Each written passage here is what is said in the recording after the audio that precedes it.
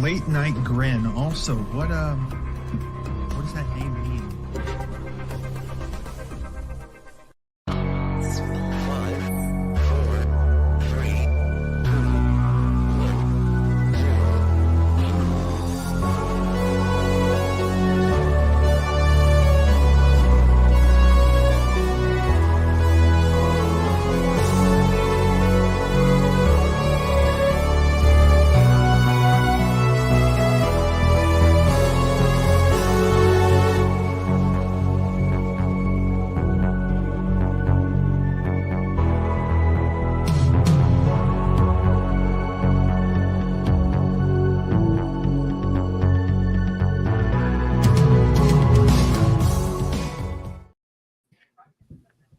Yes, indeed, folks. Identity revealed. Happy anniversary.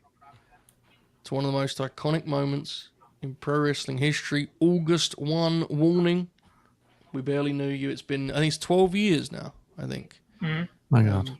Historic, certainly. We're going to celebrate that occasion by talking through moments that capture a similar tone personally, you know, disappointing wrestling moments, underwhelming wrestling moments. The intent is to keep things light. I do fear Kaden Lee may have something to say about that, but that is the intention. This is going to be a couple of hours talking about some wrestling lowlights in our fandom. Expert panels, a unique lineup, I must say. A little Fed 4 Fleet, what do you guys call yourself? The Fleet 5? The Fleet. We had a name at one point. Remember when Khalid wasn't keen on the name? We dropped it. I don't know. They were the Fleetophiles. The Fleetophiles, a kind of combo deal here, a crossover. Thank you, Novi. Buster, how are you this evening? I'm fine. It's been Micah Parsons has requested a trade today from the Dallas Cowboys, and I unironically went outside and just stood and stared at the sky. I'm not fucking around. As it was the first thing I did when it happened. Just sat there and my dog was barking at me, pissing me off. Anyways, I'm fine. Pretty fitting though for the show that we got tonight. Right, really, it's a good way to kick it off. I think. I guess. Yeah.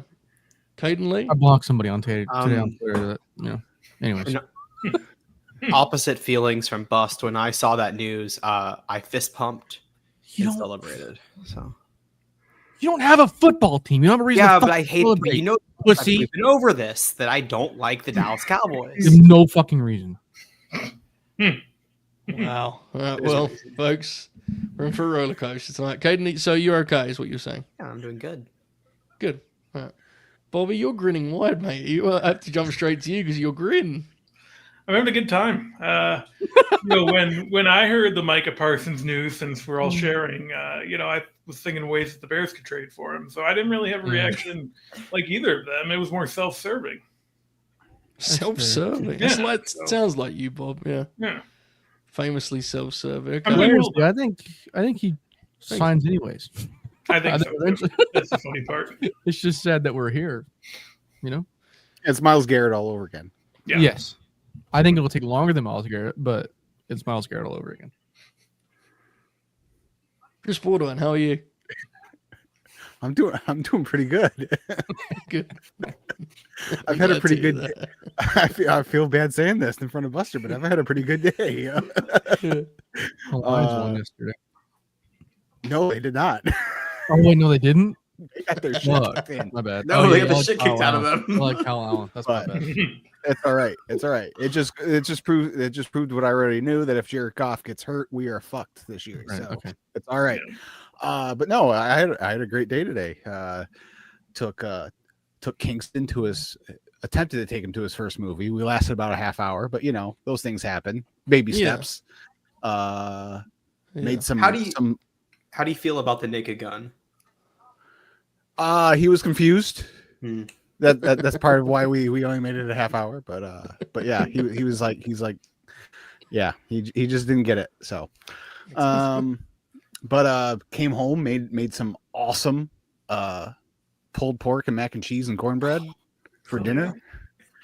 And yeah, now I'm here to talk wrestling with you gentlemen. Yes, sir.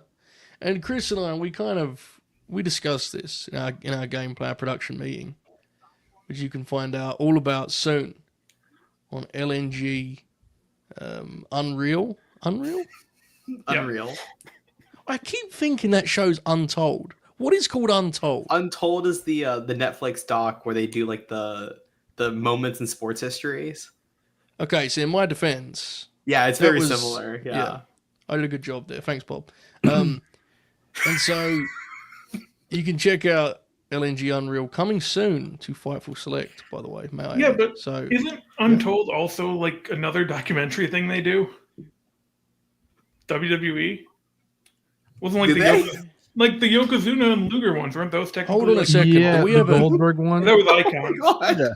do we have a Hold on. double dip Goldberg. when it comes to Untold here? Yeah, the Goldberg one isn't that a fucking Untold thing or whatever? So you mean to tell me the two parts of this alliance, Netflix and WWE, both have Oh my Untold God. properties? Yes, Yeah. WWE has 4 seasons of Untold Yeah. on Peacock.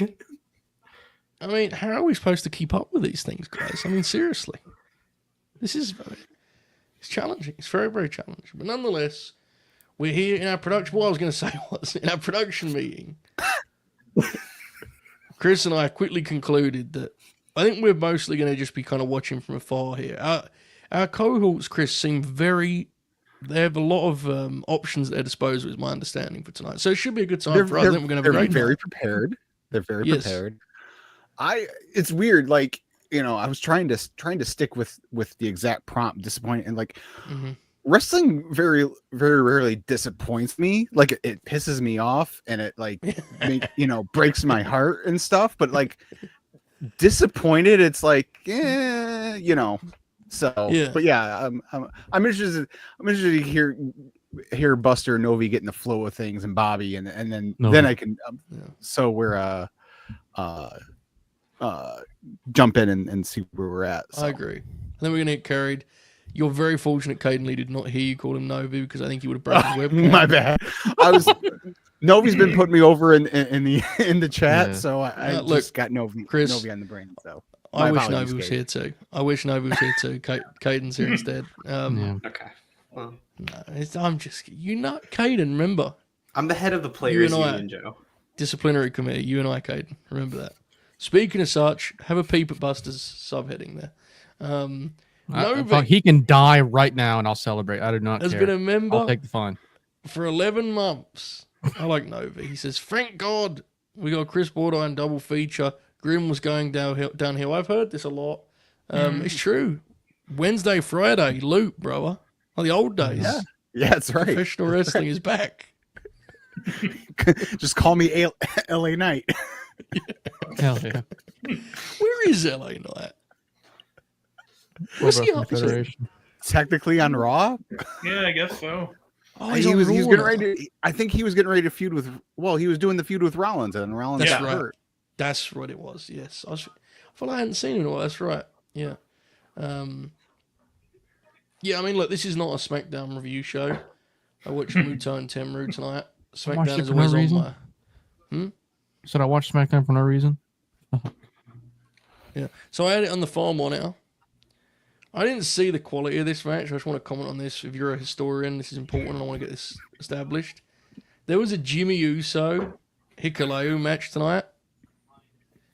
And unless I got because I always time the matches like Dave as a tribute, and I point to the sky when they end. I think the match went for an ad break tonight, Jimmy Goodness. and Hikuleo. And so I just wanted to say, if you're a historian, that feels like something you want to investigate further. Bob, can we expect an LNG Productions video review yourself talking about Talatonga and Jimmy Uso? Yes, absolutely. One of the most important matches I think of the week, including what we're going to see in the next couple days. So watch out for that one. That was very threatening what you did there. I hope you know that. It was very ominous. All right. Thanks for getting Novi. We like Novi around here. I used to like him more, but then we got with Caden as the top babyface. I think things got better. So I've cooled off on him a little bit. He's a little bit like my Damian Priest, you know? I was really bullish on him. I Novi? still like him. Yeah, I still like him. And he'll be around for a long time. But I think he's going to have to work with Aleister Black for a little bit. That's what I'm saying. Started That's the way I painting his see it. nails, and we all went, ooh.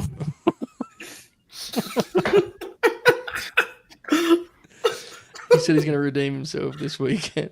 There was a horrifying moment last night on LNG Gold. For those of you that are members, we watched. I just heard commentary. Who was that? Was that Joe Tessitore? It might be me. I'm watching a fighting Buster. game tournament. I'll go turn it down. Let's rant it a little bit. Last night on LNG Gold, while watching Collision, I attempted to say that I'm for the wrestlers, not the companies, and I said something to the effect of, I said something about alphabets, Kaden. Yes. And this went very poorly for me. I almost entered into a debate I did not want to be in because all I was trying to say was, I think I just was doing a sort of innovative, enjoy all wrestling. Yeah. And then I was informed about the alphabet. The alphabet people. No, I did not say alphabet people. I did not say that. And then you guys started cluing me in on the alphabet mafia. It was a very scary evening. At that moment, I really did feel like Keiji Muto, All right, folks. We hope you're good. We had a great Friday, great week, big weekend ahead in pro wrestling. Every weekend's a big weekend because it's the weekend, right? We hope you're doing well. Sure.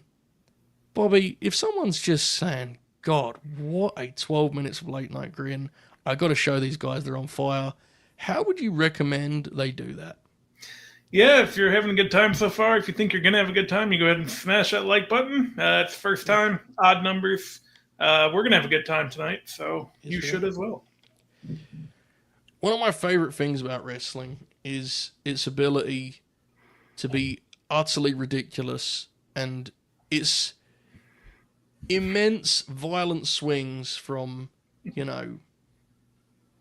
actual, powerful, moving, professional wrestling to some of the worst television you could ever imagine seeing. I think tonight we're going to be leaning a lot on the latter.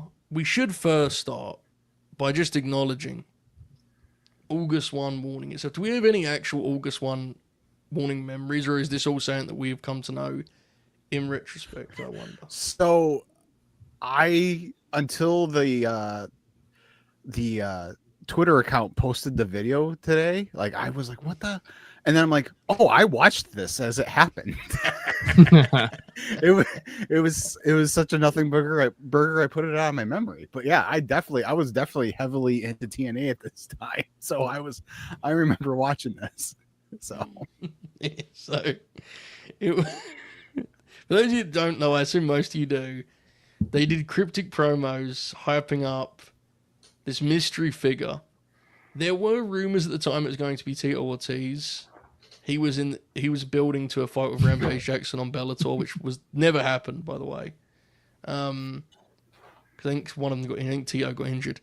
And so much so that TNA fans were locked in on Tito's socials. And he posted that he was somewhere else that wasn't the TV as to throw them off the scent. And they all exhaled. They thought, we've got away with it. Tito Ortiz is not coming in. And yes, indeed, he did, in fact, arrive. He didn't really do anything. I think he just sort of stood around while Bully Ray cut promos for the most part. But it was a historic happening. Bobby, do you have any memories of this? Because you were watching wrestling this time, Yeah, right? I really don't. I didn't hear about it, I think, until a few years after it happened, because I was just not paying any attention to TNA at that point. Because it was just after I was aware, I wasn't watching, when they moved to Monday nights, but I was, aware of how that went. And from then on, it was just you don't have to pay attention to them ever again, really. Yeah, that was, for a range of reasons, that would actually prove to be close to the end, as far as that version of TNA, right? Because they're soon off Spike, and, well, I guess no, they're on Spike for another year, but the 2014 is a horrific year. I mean, they go through hell and back in 2014, so interesting. Buster, I presume this is something you've come to know as just sort of folklore in the wrestling game, right? Yeah, I was watching wrestling at this time. There was no way I was consistently watching TNA though. But yeah, I actually didn't know what this was until a couple of years ago, to be totally honest. Kaden Lee, same for you? Joe, so you sent me a text a week ago in the Young Guns group chat that said, I would like to book you for the flagship. And I go, what is it? And you go, August 1 warning. And I went, what the fuck is that? So I had to Google it. And that was when I found out what this was. Because I've seen the clip. I've seen the meme. Did not know what it was. So I learned about this less than a week ago.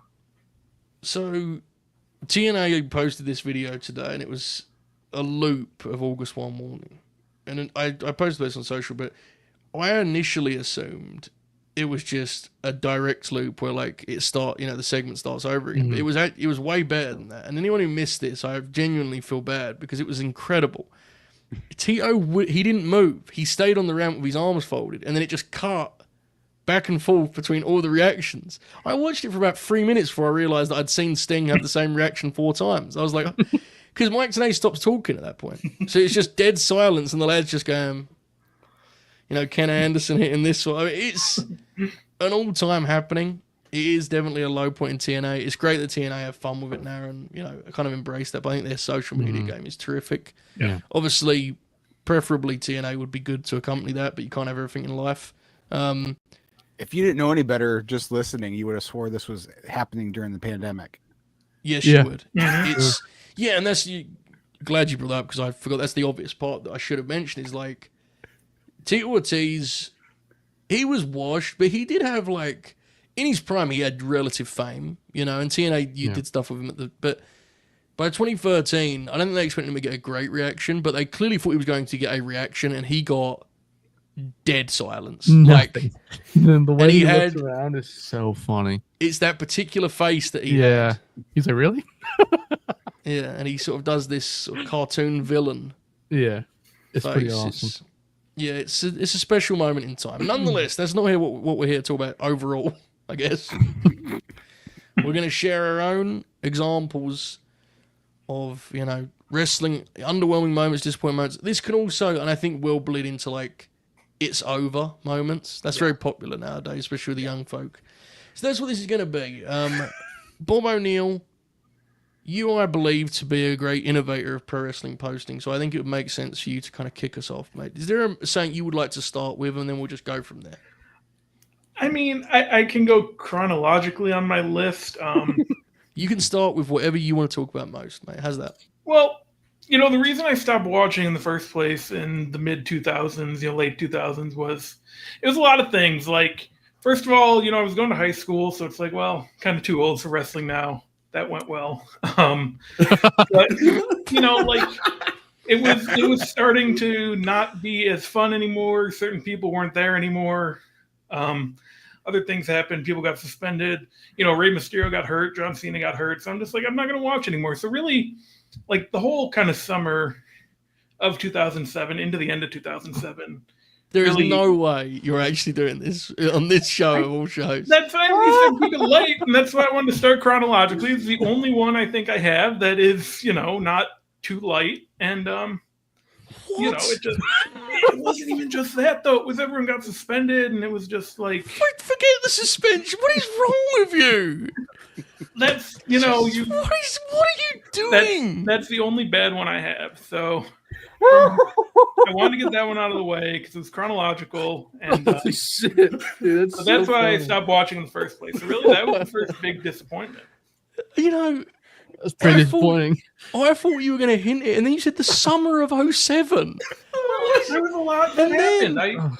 And then you have the nerve to defend yourself with, there were suspensions. There were suspensions. Joe, look, let me take you back. It's the evening. It's a Sunday evening in June 2007. No, enough. It's not even We're not doing this. Bob, technically, it was a couple days before that. As one of my trusty veterans, you've made some choices on this platform, Bob. I don't know what you were thinking. I now because Chris and I, we're getting passages. I now have to turn to either Buster or Kaden and say, Chris, do you have something for me here? We need to turn this thing around. May I read an exchange from our DMs, Joe? Please do, because I get the sense this is about to get much worse for Team Bob.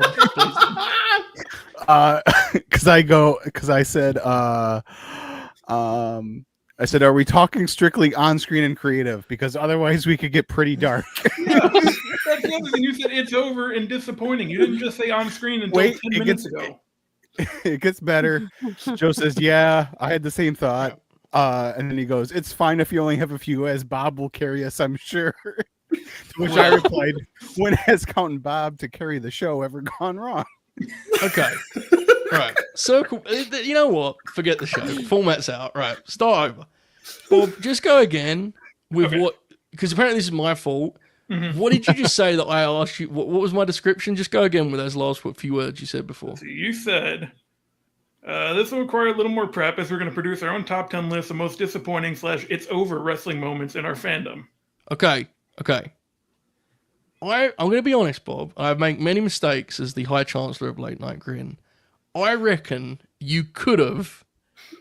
I just feel that you could have gone, you know what? Probably not the best time to talk about the double murder suicide. I'm going to be honest. Look, if you feel I'm holding you to too high of a standard there, that's fair enough. My feeling is you could have made that call. I'm just going to be honest, all right? The rest of my list is lighter. Okay, good. You know what? With that in mind, Bob, let's go to the 2 seed. All right, man, how's that? Okay. What do we got? I'm not going to go chronological anymore. I'm just. It was July 2025. Let's see. You know what was actually really unfortunate is when Daniel Bryan had to retire from the WWF because, he had the whole big moment at WrestleMania and just from there, it never really got to pan out like it should. So that was what I had next because it was just like. Yeah, sucked. It's a bummer, man. Like, I know he got to come back and obviously have the run in AEW, and that was great. But, like, in the moment, that was unfortunate. It sucked. It's definitely a blow that's softened over the years since, right, of his return. But it was, and it is crazy. He retired, Bobby, what was that? Like less than 2 years after Mania 30, right? Yeah, It was less than a year, right? No, because 31, he was out for like Oh, right. No, year he's, after no, 30, yeah, you're and then right. 31, he won. Then, it was like before 32. And then he does that, like, Wow.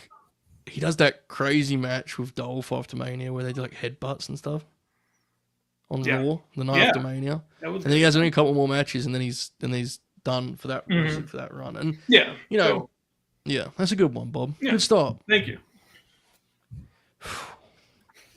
Any other memories that Bryan? Does he come on any other lists? Bryan's retirement. He comes up on mine. Yeah, he was number one on mine just because. Wow, go on. I was number one is like it was off the top of my head. The first one that came to mind. I'm sure there's other stuff on here that would rank higher in terms of its overness, but I was very, very invested in the whole Yes movement thing going on. Obviously, I know it's just after, but like even like just the momentum carrying out of that was 15, I guess. So I was, I was all in on Daniel Bryan, So that, and then plus it wasn't that long after Edge, so it was like losing to, because Edge was 2011. I said losing Edge. That didn't sound great. It's kind of wild. They've both wrestled a lot this decade, isn't it? Yeah. It's nuts. Yeah. It's like retirements have never stuck in wrestling history, but in the last decade or so, we've got this new brand of retirement where it's like the in-ring. I'm physically not able to do this anymore, and they just come back and grapple. Yeah, it seems like the ones that stick out are more so early retirements, Yeah. Where it's like, it seemed at the time that they had so much longer to wrestle. Clearly they did, but at the time we didn't think that, obviously. Yeah. I think Bryan's a good one. Any other memories of Bryan's 2016 retirement? I think WWE did a great 24 on that, I want to say. Mm-hmm. Or a great, something like that effect. Yeah, not Untold, Kaden. No. Well, they might have. They might have. It's Untold, isn't it? Okay. Oracle's in rare form already in the live chat. All right. Kaden Lee. This is one off your list, mate. So I don't have mine in order. As I said, I have a list of 23 that is on crumpled receipt paper. So the number one that immediately came to mind, bringing you back to the fall of 2019, the Fiend versus Seth Rollins Hell in a Cell. Yeah. All right. So I'm going to just establish this now. If you're a big 2019 WWE fan, this might be a rough night for you. I get the sense you're going to be staying here a bit. I have a lot of stuff from 2018, 2019 World Wrestling Federation. Isn't that when you started watching? Yeah. That's awesome. Yeah. That's like an insane way. I mean, the Fiend character, when it got introduced, was one of the hottest things they had produced in years. I had multiple people in my real life be so jazzed about the Fiend. You know when he was just beating the legends up? Yep. People were so excited about the Fiend. And everyone knew the one thing you should not do and avoid at all costs is have him go for the world title. Yeah. And Vince, it's like, you know, like the cliche about the dumb guy who sees like, do not touch this, and just goes, there, you know? Like, that was Vince creatively. And he sold so many fucking t-shirts and masks after the SummerSlam that they just couldn't help themselves. And not only was it really bad, it killed. Like, Seth got obliterated in that thing. Yeah. It didn't help the Fiend because it was too much too soon, and he had to just have matches, which was a bizarre choice. And unfortunately, and this is something that I think is a real shame, you know, obviously it's the least of anyone's concerns with Bray's passing, but because of the pandemic, like, Bray's time as the Fiend in front of crowds was actually like really short. Mhm. Because he debuts at SummerSlam 2019 as the Fiend. Yep. And then obviously by March, everything's... And they've already done immense damage by that point because the Goldberg match and all that shit. Yep. But Well, it's a great one, Kaden. I assume this was a traumatic moment in your young fandom. Yeah. I don't even know if traumatic is the right word. It's the first time I can remember being like, there are moments before this. This is probably like the biggest one that like really frustrated me. I think I like genuinely canceled my WWE network after this. Oh God. Like, I think I Wait. genuinely did cancel it. Did you tweet it? WWE Network. I That's probably it. did. I can check. Let me Let's look. fucking Chris go. and I just had the exact same fault of the tweets. The Yes. hashtag Oh tweets. my God. Let me look. God. Take I'm me sure I back. can find if I. It was a different time. Back when things were simple and we had our simple streaming service. Me and my friend Mark. Yes. You know those memes where it'll be two kids looking at a TV cartoon, it'll be like, before we cared about politics. It's like they're watching, it'll be that with a WWE Network search banner in fucking 30 years, you know, back when life was simple. Yeah, No. so that's a good one. Yeah, that match. Prior to that match, I was one of the I'll never pay for wrestling news people. That match happened, and I immediately signed up for Fightful Select. I'm like, I gotta know That's what the hilarious. hell's going on here. I think Yeah, that was match was diabolical. like the moment I had like an awakening where I was like, characters like this in wrestling, like, Challenging, yeah. yeah, they almost never work because you kind of have to book them to just beat the shit out of everybody. And the moment Yeah. that you need them beaten, but in a way that doesn't like compromise the character, it's just It's you're hard. fucked, kind of. Yeah. It's hard. I do wish Bray got to work with someone that wasn't actively like repulsed by the sight of him, which is Mhm. what it sounds like it was like with Vince, which is sad. Yeah. I think it would have been challenging. I think Bray's ideas were often bigger and broader than wrestling, and it was Yes. challenging. But I think if you had someone that really like gave a fuck about him, they may have been able to figure out a happy medium. Triple H, I think, was obviously far more kind of willing to play ball with Bray, but I think Triple H was a tough marriage too, because I don't think that's his style. Not at all. It'd be interesting to try and figure out who would be the guy, like maybe a Kevin Sullivan would have been an interesting guy Yeah. to try and marry creatively with Bray. I think the big thing we haven't talked about with the finish, and Grant just took the words out of my mouth there with the X-Pac call, X-Pac watching on that WWE watch-along gimmick and just being utterly baffled at a DQ in a Hell in a Cell match. That was Yeah. infamous, no doubt. Bobby, your memories of this, and did you pretend it was good? No, this was, I think, the breaking point, to be honest with you. I was like, listen, I thought the Fiend was pretty cool, like with the legend stuff, like you talked about, but it was like, all right, they got to kind of treat him like they treated The Undertaker at first, where he's not near the title for at least a year. And then, yeah, like you said, like 6 weeks later, he's winning the title. And it's like, well, this whole thing is fucked now. The matches with Bryan are both good, but Yes, they are. I think that's just Bray and Bryan were very good at coming together with matches and such. I mean, maybe it could have worked, under different creative guide, but I didn't even like Bray much as a worker at that point. So like, it was going to be hard for me to overcome that. And then none of it worked, and it was all stupid. And this was also like right when AEW was starting. So, it kind of I think came to a head. probably that character probably had to be a babyface character, ultimately. And that was probably not what Bray had in mind, I think that probably would have been what I would have suggested was like people loved when he would show up and kill the legends. Maybe he just that's his thing, you know. Like you have him work with heels. I don't know. 2019 is crazy. I'm gonna get ahead of this with another 2019 moment in a minute, but before I do, the Oracle of Wrestling. By the way, chat, if you have your own August 1 suggestions, put them in the chat. I'm intrigued. The Oracle of Wrestling says Triple H's reign of terror was traumatizing. I was a little kid, but hated him so much. RVD, Kane, and Booker were favorites of mine.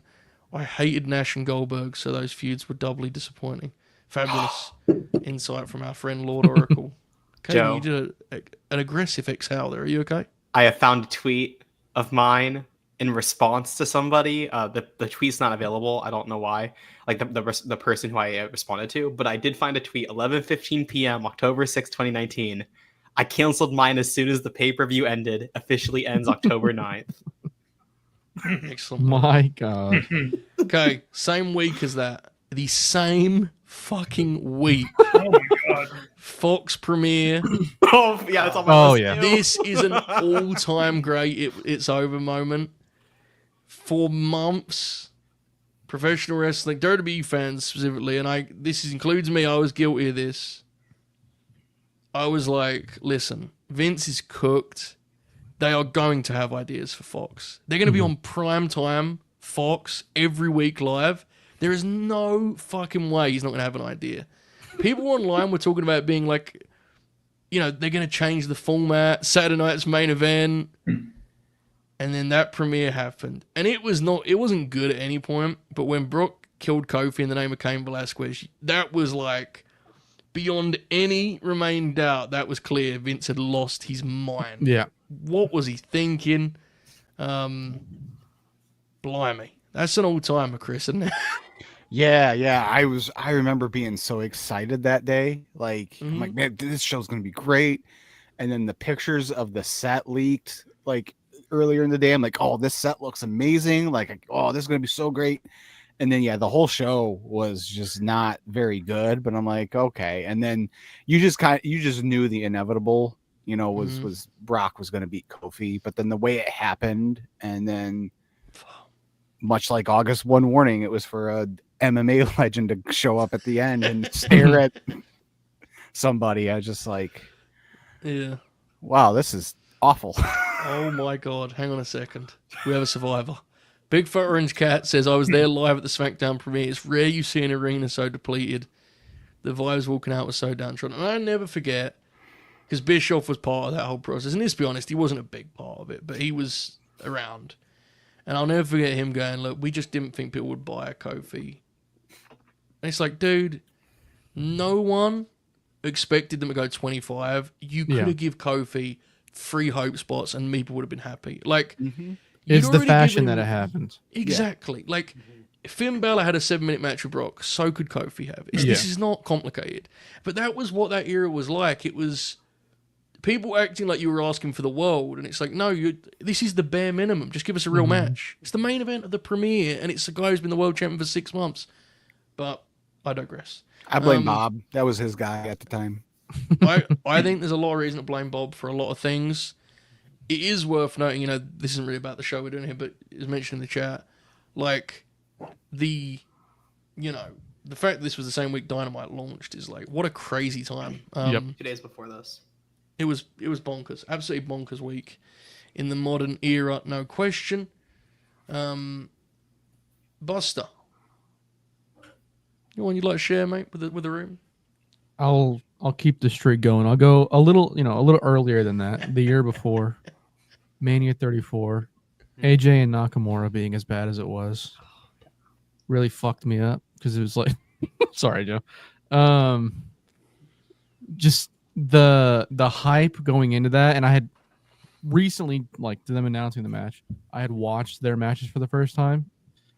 So, you know, when the match ends, I think, does it end with a nut shot or is it afterwards? It's afterwards. Afterwards, yeah. So, go ahead. Bust, the way they did it was that because Asuka and Charlotte was earlier in the night, and it ended with them like embracing, and then they recreated it here, but Shinsuke then hit him in the balls. Yeah.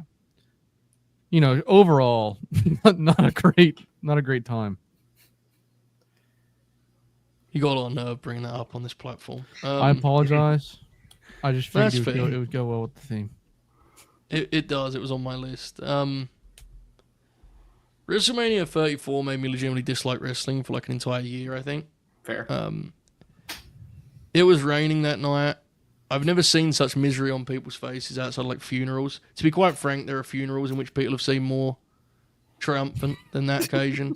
That show is actually not nearly as terrible as it feels in my memory. Mm-hmm. Going along? Absolutely not, never. My brother bought the Blu-ray and I've never looked at it, but I've told this story before, but I'll do it here because it makes sense for this occasion.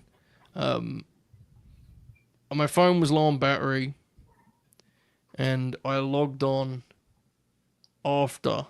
So the card was, I'll just very quickly, the Seth, Finn, Miz triple threat was very good. Charlotte and Asuka was very good. The Jinder US title win was not good, but it was also like an 8-minute fatal 4-way, who cares? The Ronda match way over-delivered. Bludgeon Brothers, I didn't get that play call. I don't know why they made Harper and Rowan so much less interesting and gave them hammers, but again, it was short. Taker and Cena was hilarious and very short. Bryan match, you started going, all right, I don't know if that was quite the right way to do a Bryan match. Yeah. And then Alexa and I had like an eye work match because they respect All Japan. So what happened was I logged onto Twitter after the Alexa and I match, and Voices of Wrestling did a post. I've told this before, so I apologize if you heard this, but they said, has to be said, this WrestleMania is positioned to be an all-time great WrestleMania. Everything is either overachieved or been solid, and now they're home and dry because AJ vs. Shin is going to be great. Braun Strowman's got a surprise partner that should pop the stadium crowd. And the main event is Brock and Roman, which whatever you say about Brock and Roman, they had a great match for WrestleMania 31. So my phone, 1% battery, I read that tweet, phone went off. I went, oh, fuck it, we've done it. We've done it. We've done it. Because it's true, like, people in hindsight have for strong feelings, but if you look at, like, the Dave Star ends, everything's at, like, the lowest I think he goes is 2, maybe. Mm-hmm. And a lot of frees, and, everything was solid, and stuff was really good. And then, of course, AJ and Shin happened, and people were throwing beach balls around. And it was quite odd, and it was, rewatching that match, I don't think it's that bad, to be honest. I actually think it's, like, a pretty good match. It's just a wrestling match. But it was cold, and it didn't have any kind of juice as a major match. Robinson? I wish. And the Nicholas thing is cute in a vacuum. 6 hours into a stadium show when you expect it to be Bobby Lashley or Samoa Joe is pretty brutal, to be honest. And of course, Brock and Roman, which is genuinely like one of the more horrific. Yeah. They spent, okay, while we're on this, fuck. All right. They spent a full fucking year building to Roman beating Brock, which wasn't even something that any of us desperately like cared about seeing. But they spent a year building to it after they already spent years getting to that point. So, like, Joe and Braun both got swept up in this. And obviously there's other factors. Braun had flaws. Joe got hurt. But still, they got swept in this because the plan was Roman's going to beat Brock. And then they got to WrestleMania and didn't have him beat Brock. So they could do it at fucking SummerSlam, which was more about Braun Strowman's briefcase. Jesus, man. This was terrible. But to balance it out, because Oracle loves this story and he put it in the chat, I will bring this up. There was a couple in front of us at WrestleMania 34, and the young lady was dead silent throughout the entire show. She did not seem to enjoy it very much. And if you're not a big wrestling fan, I imagine WrestleMania is quite challenging. Her other half was much more enthusiastic, was hooting and hollering. And I will never forget it. When Nia Jax became the world's champion, she turned to her other half and said, she did it. She really did it. And I thought, fuck. I don't know if she was here just that match, but maybe. I mean, I remember that. Like, that's one of my only positive memories from that whole thing. That's fucking hilarious. And she went, she did it. She really did it. I thought, fucking right, she did. All right. Okay. Rattled a few off here, folks. We're clearly living in a particular era of WWE for the moment before we move on. Modest King, member for 6 months. Is there an it's over moment that you love? Yep. Kaden? Yep. What is it? It's on my list. It's my number 23.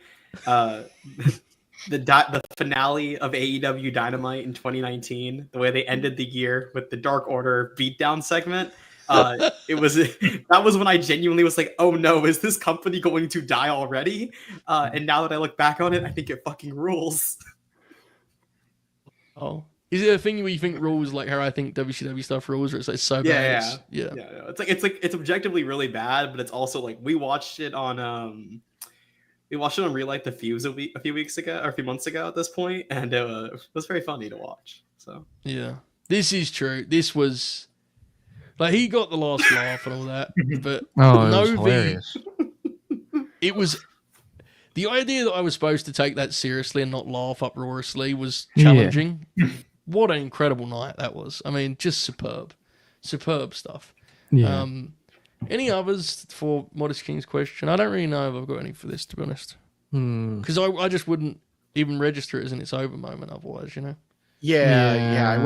I wouldn't call this as an it's over moment. But I know there's a lot of mixed feelings on it. But I personally really love Austin's heel turn in 2001. Yeah. I think artistically there's a lot of merit to that turn. I really do. I think, especially with the story they told. Do you know, my brother recently, who's watched that match 20 times, he said he'd only just pieced together that was the whole point of the, like, I need this rock more than anything you can imagine. I was thinking, what did you think that he did the whole time? That was the whole point. That's just a free burial for my brother. But I was very mad about that. Can you believe that, Bob? That's crazy. Yeah, fucking right. That's crazy. Yeah, I'm with you, Chris. I also think, what were the alternate? Like, I get why Steve kind of felt like it was time, to be honest. You know, like it was, I think there's a lot of other factors why things struggled after that. Even though I do agree with the sentiment, probably a lot of the audience didn't want to boo him, but still, I do tend to agree. Okay, thank you, Modest King. Appreciate you very, very much. Colt sent a super chat. He said, I think my main three are Austin walking out of WWE. I believe the correct term for that is took his ball and went home, Bob, correct? Correct, yep. Hogan and Bish killing TNA. Oh, Jesus, it's kind of tied to August 1, I guess, in some ways. Yeah. And as a deathmatch guy at the very end of Revolution 2021, which perfectly transitions to one of mine. And actually, it's over moment for me as someone that was very invested in the Eddie Kingston-John Moxley dynamic when they attempted to recapture the Onita Funk saving. I thought it was so well done with him fighting off the Butcher and going, I'm doing it, and he was a heel at that point, hitting the ring to make the heroic save, and then nothing. And worst of all, he didn't fully appreciate how bad it looked because his head was down, and so he sold it like there'd been sort of gunfire. They saved it well enough with their promo afterwards. And Eddie did the thing about, like, he panicked. He passed out from, like, a panic attack or something, didn't he say? And because they're great, you don't even really think about it. I was booked for the Fightful post that night, and trust me, I was fully, it's over. I was like, what the fuck have they just done, bro? It was like this thing they've been building to. That's definitely on there for me. That was rough, really rough. I was just going to say, I thought I remember you and Jeremy did the post show, yeah. And Jeremy was like, fuck, bro, you're cooked. I was like, I'm cooked. What sucks most about it, looking back on it, is the fact that they'll probably never get the chance to redeem themselves. No. Because they're never going to have a stadium show where they can have fans far enough away to do that, Yeah. Sucks. It's both, but it's both parts of it. Like that part, they're going to do the death match again. Yeah. The exploding part. But they also, that was Eddie's babyface turn. Never, let's be honest, he's going to be a babyface for the rest of his fucking run now. That was... imagine if they pulled that moment off, bro. Yeah, it would have been my only big take about that at this point is that I think there was a lot of overreaction on the timeline at that point, because there were people who were saying that it was genuinely going to kill the company. Well, yeah, obviously, but it was brutal though. It was bad. It was bad. It is just for me, it's slightly frustrating because that match is really good. And so people just do not talk about how good the match is because of how shitty the ending is. I also don't get why it has any effect on the match and that the match had already finished, but... Yeah. People like to say that it's part of the finish. It's literally not. No, the match is ended, yeah. Yeah. Because it's a post-match, isn't it? Yeah. Yeah, I'm with you. Thank you, Cole. Appreciate it. I hope you're in a good night. Chris, do you have any that come to mind for you? So at I this do. point in the ball game? Go I for do. I kind of have like a trifecta that all relate to each other. it. Okay. From the year, this is something more recent, the year 2023. I mentioned on Wednesday that I've decided that my stable of wrestlers is called the Chris Army, right? Mhm. And there are three guys that have kind of led that army for like the last 10 years or so. And they're Cody Rhodes, Hangman Adam Page, and Adam Cole. Mm-hmm. And in 2023, obviously Cody Rhodes, WrestleMania 39. We know what happens there. And it ended up working out okay for me because I ended up being able to go to WrestleMania 40 and seeing him actually win the belt. So all's well that ends well, I guess. But at the time, I was devastated. Mm-hmm. And then later that year was when Adam Cole snaps his ankle at Grand Slam. Brutal, bro. And it was like, I don't know if it was for sure, but it certainly looked like he had a chance to win the belt at some point in that story. And then Hangman losing the Texas Death Match to Swerve at Full Gear is like what really set me on a course of where it's taken me a long time, and I'm just now that Hangman's the champ again, trying to get back into AEW. Yeah. But that decision to have him lose that match after the home invasion angle and stuff really pissed me off and was like, this is stupid. Yeah, they kind of, I mean, So because he has such a strong connection with the people, he's survived. They beat Hangman into the fucking mud. And in that case, I do get what they wanted to achieve with Swerve, but to your point, that was a heavy angle for the babyface to just lose afterwards. My whole thing was like, if you want to have Swerve beat him again, that's great, but don't do that angle. You can't do that angle and have Hangman lose again. So yeah, Hangman deserves a lot of credit for staying afloat with all that stuff. But that was. I remember at the time that finish made me really mad. Yeah, I get it. I definitely get it. Two of those stories obviously were a more positive point now. We hope if we come back to this in a year, Adam Cole's story has got a more positive. The Adam Cole thing's been brutal. I mean, the MJF, the odd couple thing they had was so hot. Mm-hmm. I'll always remember when they stopped by Collision and worked FTR and the crowd booed FTR and they popped that fucking rating. Do you remember they did a crazy rating for that? Mm-hmm. That thing was a monster, dude. I don't want to pretend it was all for me, but it was cute and people were really into it. And I think people see how they after the injury, how they continued it and how off the rails it got after that, and kind of tie that. But before the injury, that thing was cooking. That was some really hot. It was hot, and it was a lot of it was very entertaining. The stuff with them trying to bond and stuff together away from the arena and that. But yeah, and then that happened, and I'm like, oh, and then they're like, no, he really fucked his ankle up. I'm like, oh Jesus. Yeah,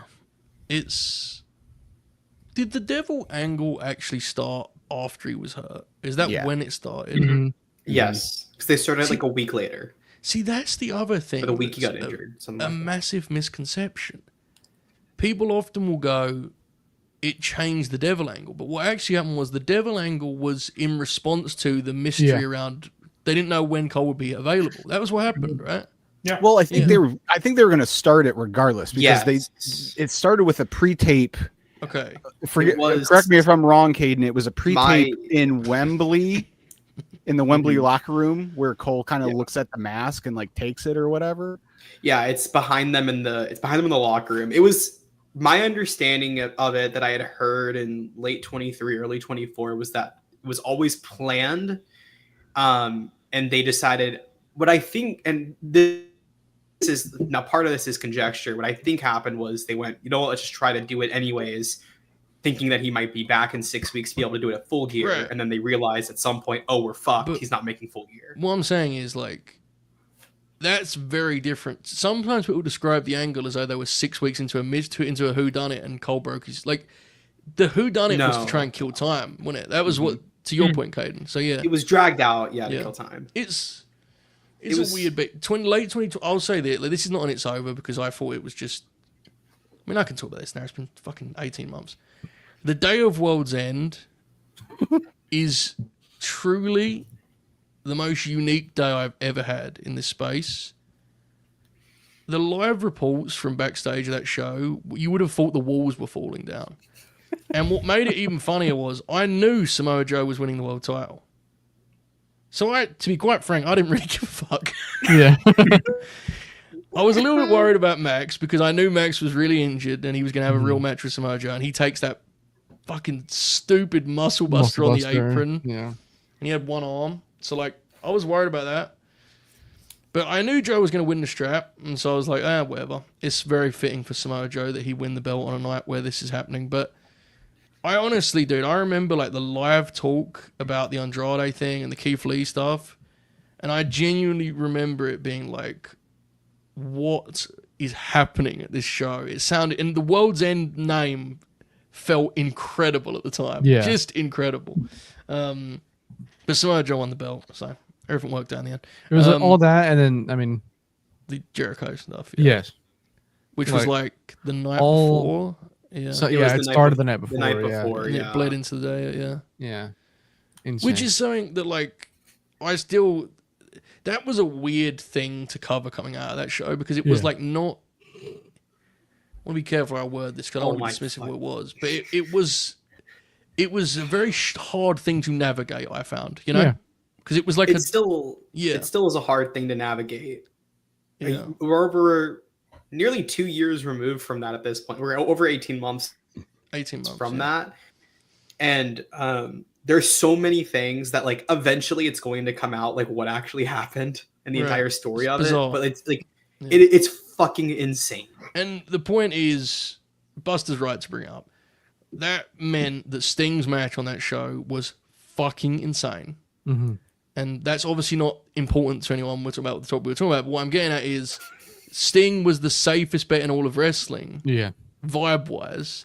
This show had terrible vibes, and Sting's match was uncomfortably cold as a result of Jericho's presence. So the first 3 hours of that show, which of course I bought the Blu-ray of because I'm an adult, the show fascinates me. The first 3 hours of that show are horrifyingly cold. There's like an Abaddon Jules match on there. Yep. It's an insane show. So fucking wild. There's one. Yeah, there's one. That Abaddon Jules match is really unfortunate. It's Bobby. Yep. Let's get back to your list and avoid any tragedies if possible. I don't have any left, man. I told you I was the only one. You just brought up Sting, so let's go into Sting and his WWF run. I was there at Survivor Series 2014. I thought that ruled. I was happy to be there, and then everything after that was terrible. It's just like, well, they can't figure out Sting, and also Seth Rollins might have just ended his career, so this sucks. And just the whole thing was a bummer. And I'm glad, one of the things I've said all along about AEW is, like, it's nice that there's another genuine, promotion where these guys can go and kind of rewrite that ending. Mojo got to do it, Sting got to do it, etc. Shivani. Yes. Christian. Yeah. No, yeah, I agree completely. Christian's a great one. Yeah, definitely. I'm with you. I always felt bad for Seth because, like, my guess based on how Sting operated in AEW is that Sting's attitude is like, just treat me like I'm a 35-year-old main event wrestler. I think that's what Seth wanted to do. The truly evil part of the Sting run is clearly the Triple H match. Oh, yeah, of course. This is also on my list, and I have, but specifically Mania, just because it's so, like, overtly. They have the NWO come out to save him, like. Yeah, and then Michael Cole on commentary, just condescending the entire time. It's awful, man. So that's actually Mania. That Mania match is actually one of those where I enjoy it. Like, obviously he should have beat Triple H, and the NWO coming out to save Sting doesn't make any sense, but I didn't fucking care. I was like, it's the NWO. No, it's the NWO and DX facing off. Like, this is fucking awesome. So as a match, it actually didn't get panned. Your take is not an uncommon one. Like, it is fun, and Sting works really hard, and I'm with you. It's a fun spectacle.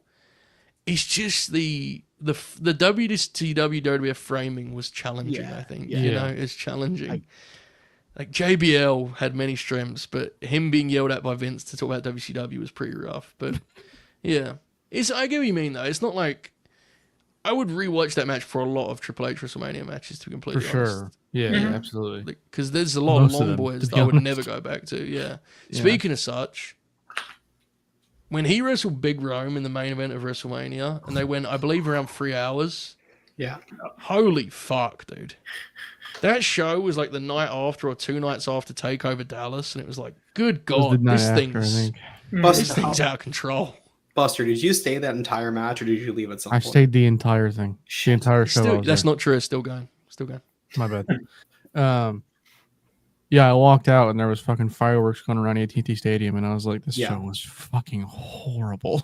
They did that for Mania 38 too, and it scared the shit out of us. Yeah. Me and my dad Right. was like, what the fuck's happening? Let's have a look at this WrestleMania. I love how much It's so Derby bad. 2010. It's really bad. It's there's that the women's triple threat's really good. The four horsewoman match is good. There's the IC ladder match that Cardona wins. Mm-hmm. Oh yeah. Cena, the Cena Dwayne Wyatt family segment. Here's the thing. This show shouldn't have been as long as it was. Yeah. Yeah. Because some of the Manias have like 18 matches by the end of the 20. That's not Yeah. that many matches. This one has ladder match, Jericho and AJ, League of Nations, Mm-hmm. Brock and Ambrose, Women's Triple Threat, Hell in a Cell, Battle Royal, the Rock thing main event. The issue, of course, is Paul decided they should go 27 minutes. And Yeah. more importantly, 30 minutes and 5 seconds for The Undertaker versus Shane McMahon. Yep. Yeah. I remember that vividly. 30 minutes, dude. I thought Shane died. I was. Yeah. Yeah. Good God Almighty, that is just. Isn't Jericho and Styles on that show too? Yeah, it's good. Yeah, Yeah, that's a yeah, good it's match. a good match. It's like I like that one of match. AJ's only good Mania matches. Yeah. Yeah, it's a weird thing. I don't. That's not an it's over moment because I was too. I don't really have it's over moment anymore. But watching AJ Styles just get the absolute fuck beat out of him by Logan Paul in person was not really. It wasn't one of my finest wrestling experiences. I gotta be honest. Like Logan just beat the hell out of him and then won. What the fuck? Who was that for? Everyone just sat there in silence while he just did all of his moves. That was bizarre. And Karrion Kross was the finish too. Yeah. Jesus, man. All right. I'm going to do another one here. I'm getting into this now. I'm going to stick with this fucking WWF 20. I'm going to just... There's so much I have, so much material. I'm covering a lot of this shit, you know? Yeah. All right, here's one. Go on, Bob. What did you say? That's what most of mine are too. The ones that are left. So Yeah, that's fair enough. I'll go for a couple here. The fucking FTR Usos match that I'd spent 4 years waiting for, being about Usi hot and fucking back shaving. yeah. Yeah. Just... Awful. Dude, I always knew FTR would struggle on the main roster because, of course, they were just simply good wrestlers. But I at least thought, like, we'll get some good matches with the Usos. And it immediately became that. And I was like, God, they can't give us anything on this fucking show, man. Can't they just wrestle the Usos, you know? Like, that was terrible. Another one for the JHP squad that was absolutely diabolical was the This Is Your Life Bailey and Kendo Stick on a Pole double feature, Yeah. which I will go to the grave believing was like the work of truly sinister minds. You'll never convince me otherwise. I think you could, I truly believe this. I think you could book Alexa Bailey programs 100 times over. You would never be able to do it worse than they did it. I really believe that. Two people that liked working with one another, that had worked with each other a lot, a natural heel and a natural babyface, and they turned it into that. There's a promo segment in that where Alexa's like, I bet you've never even kissed a boy, and Bailey like sells for it. Just Jesus. unbelievably bad. Just the damage this stuff did to the lives of so many, Bob, you know? Yeah.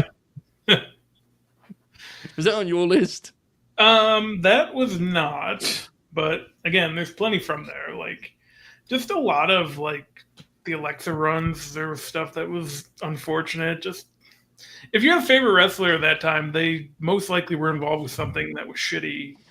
You know, Yeah. at least once. I do have FTR one at Raw 25 when they had to take everyone's finish. Oh my god. That would be, if Dax the Axe had a StreamYard link, that would definitely be on his list. 100%. Yeah, that was a Forgot night. about that. Jesus. That whole thing actually, because I was so pumped for Raw at the Manhattan Center, and they did like 2 things there. Yeah. Yep. That sucked. All right, cool. Caden Lee, when comes to I'm gonna give y'all. And I don't want to have to keep running back to Brock Lesnar, so I am gonna do. I'm gonna give you the other 5. Oh no. Okay, so we already talked about the Kofi one. I talked about. Oh yeah, no, the Kofi one was the one I talked about. So then I have on here as well. Brock beating Roman Reigns at WrestleMania 34. I have Brock winning the Rumble 2022. I have Brock. Okay, hold up. Let's just stop right there because this is important. Caden, thank you. We need to stop right there. Royal Rumble 2022. Yeah, I didn't know when we wanted to. Bob, holy shit, that show, Bob. Take it away. Yeah, so I went to the Rumble in 2020. I had quite a good time, and then I'm like, oh, cool, Same. 2022. They're bringing it to St. Louis. It's right down the street from me. So I got tickets. Go to the arena. That building sucks because no one plays there, so it's not like maintained or anything. But whatever. We get through Roman Seth, fine match. A lot of people didn't like the finish. I was fine with it. Whatever. I think Edge and Beth against Miz and Maurice was next. Whatever. Yeah. Just fine. And then they do the Women's Rumble. It's not very good because that's still when half the Women's Rumble was part-timers and people who don't work there because they fired everyone in the 2 years before. Real quick, Joe and Bob, since you already brought up the Women's Rumble, I want to say that 20 on my list, Ronda Rousey winning the Royal Rumble 2022. Yeah. So okay, yeah. So they do the Women's Rumble, and again, not very good, not much going on. Charlotte eliminated Rhea and Bianca, which I took note of, and I'm like, well, that's interesting. And then they had the Bellas come in and just kind of beat up everyone as well. I think Brie Bella has the 3rd most eliminations in that match. And then Ronda comes in at 27, which oh, okay, kind of figured she'd be back. Why is she at 27? There's 15 minutes left in the match. She's kind of just standing there not doing it. So it kind of ruined it immediately. On that front. And then so she wins, whatever. Her first run, I did like her most of the time. So I was like, all right, whatever. Maybe this will be okay. Then they do Becky and Piper Niven, and the WrestleMania sign catches on fire. So everyone's focused on that. That match wasn't good either, right? Because I remember poor Doudrop really struggling to get a reaction. Piper. Yeah, and that was part of it. The sign was on fire, and they evacuated people, got the sign back up, whatever. So it's time for the Men's Rumble. So it's I think Brock and Lashley were on this show too. Yes, and that match was very, very dude. We waited years for those fucking matches, and not one of them things crossed 2.5, dude. Not one of them. Yeah, that's one of the things I was most fired up about because I'm like, oh, I love these guys. Let's go. And that match is bad. And then kind of by the time the Rumble came around, you knew who was going to win it, which was also very probably not great. And then the Men's Rumble, the first 20 guys are whoever, just losers. They put, I think the first guy that got a reaction was Sheamus at 19 or 20. And they got so then, all the stars come out in the last few minutes. Bad Bunny's in there, whatever. That's cool. Shane shows up. That was funny. That got funnier as it went on. And then Brock just kind of eliminates everyone. And it's all right, well, he won, and we're just doing Brock and Roman again. And just, that feeling that you guys have been talking about just leaving the building just dejected. It's what the fuck, man? I just wasted, 4.5 hours. My favorite wrestler won the Royal Rumble, and I just feel like shit right now. And then, it's not their fault, but it took 2 hours to get out of the parking garage. So I was just sitting there stewing for 2 hours. And, Jake brings it up. If Cody doesn't leave, that is the big... Cody took the gamble of going back to that WWE. I mean, it's fucking insane. Mm-hmm. It changed everything, Chris, fair to say. My goodness. Yeah, very much so. For both companies for a while. Because I still maintain that his leaving led to... I'd like to see how it plays out that whole spring of 2022, how things play out if he sticks in AEW if things Yeah. don't boil over to the point that they Very did. interesting. It's very interesting. He was certainly struggling on screen, but his presence internally does feel like it was missed. Most definitely. Most definitely. You know, one of the interesting things about Rumble 2022 is the Mania is actually really strong. Night one is fucking awesome, dude. Yeah, it really was. The Steve Austin Kevin Owens thing is like one of the best things of that. You know, I don't like to saying Vince is lost fucking hurrah makes it sound like he sort of, you know, died protecting someone or doing something heroic. Right, You know, yeah. he's lost hurrah because he was thrown out being a fucking sex pest. But that show was, at the time, people were stunned at how good that show was. And that was the sentiment coming out of the show, was like, holy shit, you know. Okay, Kaden, carry on where you were at. Yeah, so I said Brock winning Rumble 2022. I have Brock winning the Money in the Bank in 2019. I have this is a great one. 2 years in a row, Hell in a Cell ended in a no contest or a DQ. Yeah. As Braun Strowman and Roman Reigns, Hell in a Cell was end up in a no contest because Brock Lesnar broke the door off of the cage, and for some reason that stopped the match. And I think that might be it. Yeah, that looks like those are my 6 Brock Lesnar moments. Kid, would you like to know why it stopped the match? I would like to know. It's because Mick Foley was the special referee. Oh my god, he was the special guest referee. Yes, I forgot about that. And there was no referee. Yeah. Okay. I was there. Things. I Go. was there for that. That was the first time I ever left and that was like only like my second or third show. But getting that for one of my first ever shows and being like, man, this fucking sucks. So, a couple of things. Just want to remind you all that because Brock was capable of having great matches, any pushback on any of this was legitimately like refuted by an extended part of the community. I want this to be stressed. Not that anyone on screen was part of that process by any means. You'd be like, hey guys, like maybe Brock shouldn't be the world champion, and people would go, you shut the fuck up, fatty. You know, go back to Ryan Arqua's fight. Just want to say that. Secondly, this is not really an It's Over, but it is a sad part. It is a sad memory, and so I'm just going to share it because Mick Foley came up. Mick Foley had the best of intentions, and he wanted to promote the Charlotte Sasha Hell in a Cell match, and he tried to do one of the Mick Foley promos, you know, when he gets really fired up. And I vividly remember watching it and just being like, fuck, man, like, this is really sad. He's trying so hard. He's like trying to do the Mick Foley promo as Mick Foley, and he can't be Mick Foley anymore.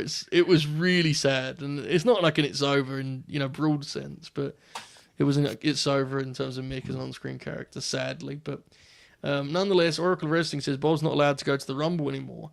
He's permanently banned 2020 Rumble and COVID erupts 2022 in the pathetic former NFL stadium with Brock and Ronda. Someone sees Bob's Ticketmaster. Do you intend to ever go to the Rumble again, try and redeem yourself, Bob? I don't think so. I don't know after Survivor Series this year if I'm going to go to too many more shows in general, to be honest with you. But Bob, you're not going to go to Saudi? I don't think so. You know. So, I have an AEW one because we're doing a lot of WWE. There's an AEW one. When they did that fucking shark cage match with Eddie and Jericho, and Jericho won, I was so dejected. Like, here's the thing that annoys me. It still annoys me to this day, and it worked out fine for Eddie. Revolution, Eddie and Jericho, is like probably the greatest achievement of Eddie Kingston's entire career. He can win 8 Triple Crowns, and it'll never top having a legitimate fucking 4-star match with Jericho. Like, that match could have been so ugly, let's be honest. Mm-hmm. They tore the house down, bro. They tore the house down. I'll never forget how it starts, where Jericho just gets fucking thrown on the back of his head. It's awesome. That match is so good, and it sets the tone for a classic show. Mm-hmm. And then they run it back with a gimmick, and I remember thinking, like, Jericho's going to win this, but then there'll be a blow-off. And I remember watching the finish and thinking, like, oh, fuck, like, this is actually the end. Jericho's going to win the feud. And he did. Eddie, after that, goes into a very alarming spell of his career, which was also an It's Over moment. He goes into the Sammy Guevara thing, which goes the way it goes, obviously, and he gets suspended. And then he has this chapter of his career where he's like Ortiz's friend, and he keeps he's like has anger problems. Yeah. And they have a few with the House of Black where he's presented as though he's like a 12-year-old, and that was terrible. I remember the Confirmed Shoot mocking me because I said, sure, AEW is good right now, but I can't like it because they're not using Eddie Kingston, and I stick by that. I was right. I was correct about that. Yeah, that was correct, bullshit, honestly. dude. He was on AEW Dark every week doing squash matches with Ortiz. Bullshit. Absolute filth. There is an AEW one that came to mind before we inevitably go back to the 2010s WWE. Kaden, you were in the midst of some Brock Lesnar business. This goes to a non-Brock one, if you will, Yeah. King, 'cause I know you have a long list. I'll do another AEW one. Okay. Similar era, and this is very broad. I said the TNT title 2023, all of it. Yeah, fair. I don't think I need Wait. to elaborate. What's right? 2020. 2023. 2023 was the bad year.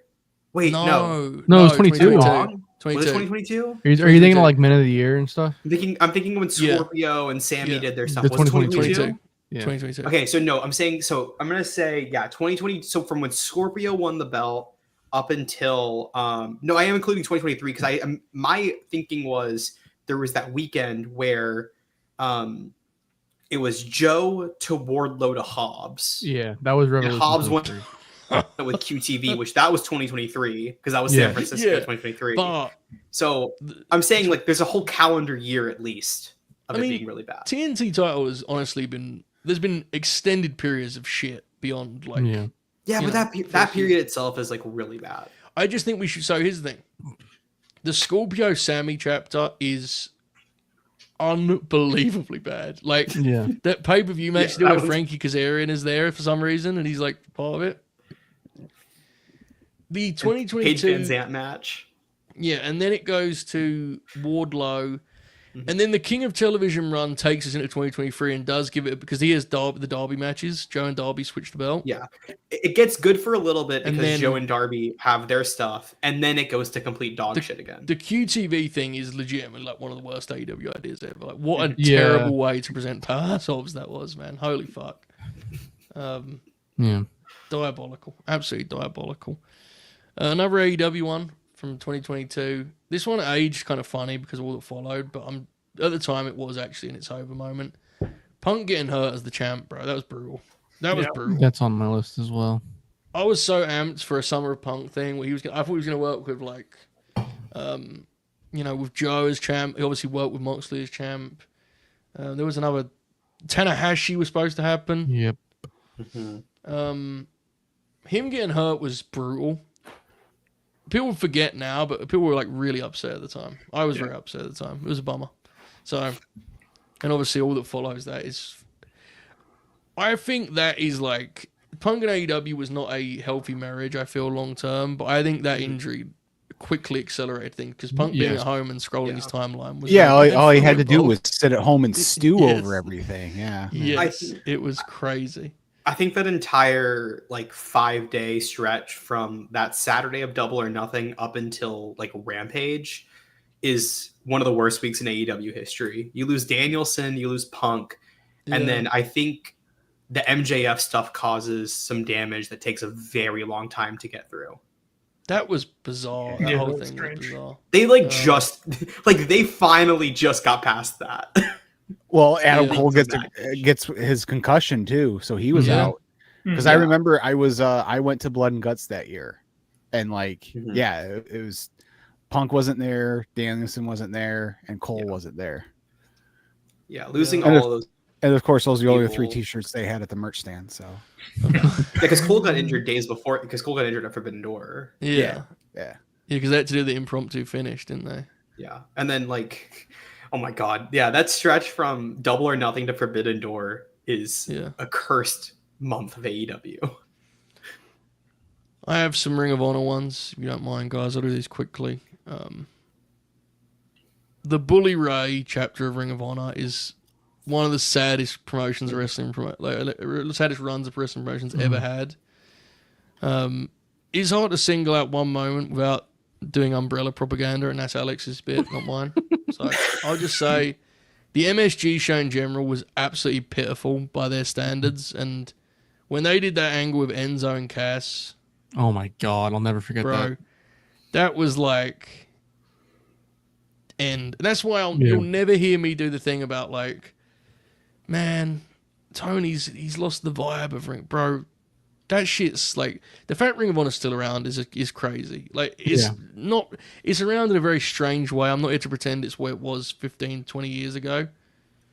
But people have to be more realistic about what that shit looked like in the late 2010s. It was diabolical. Absolutely diabolical. Okay.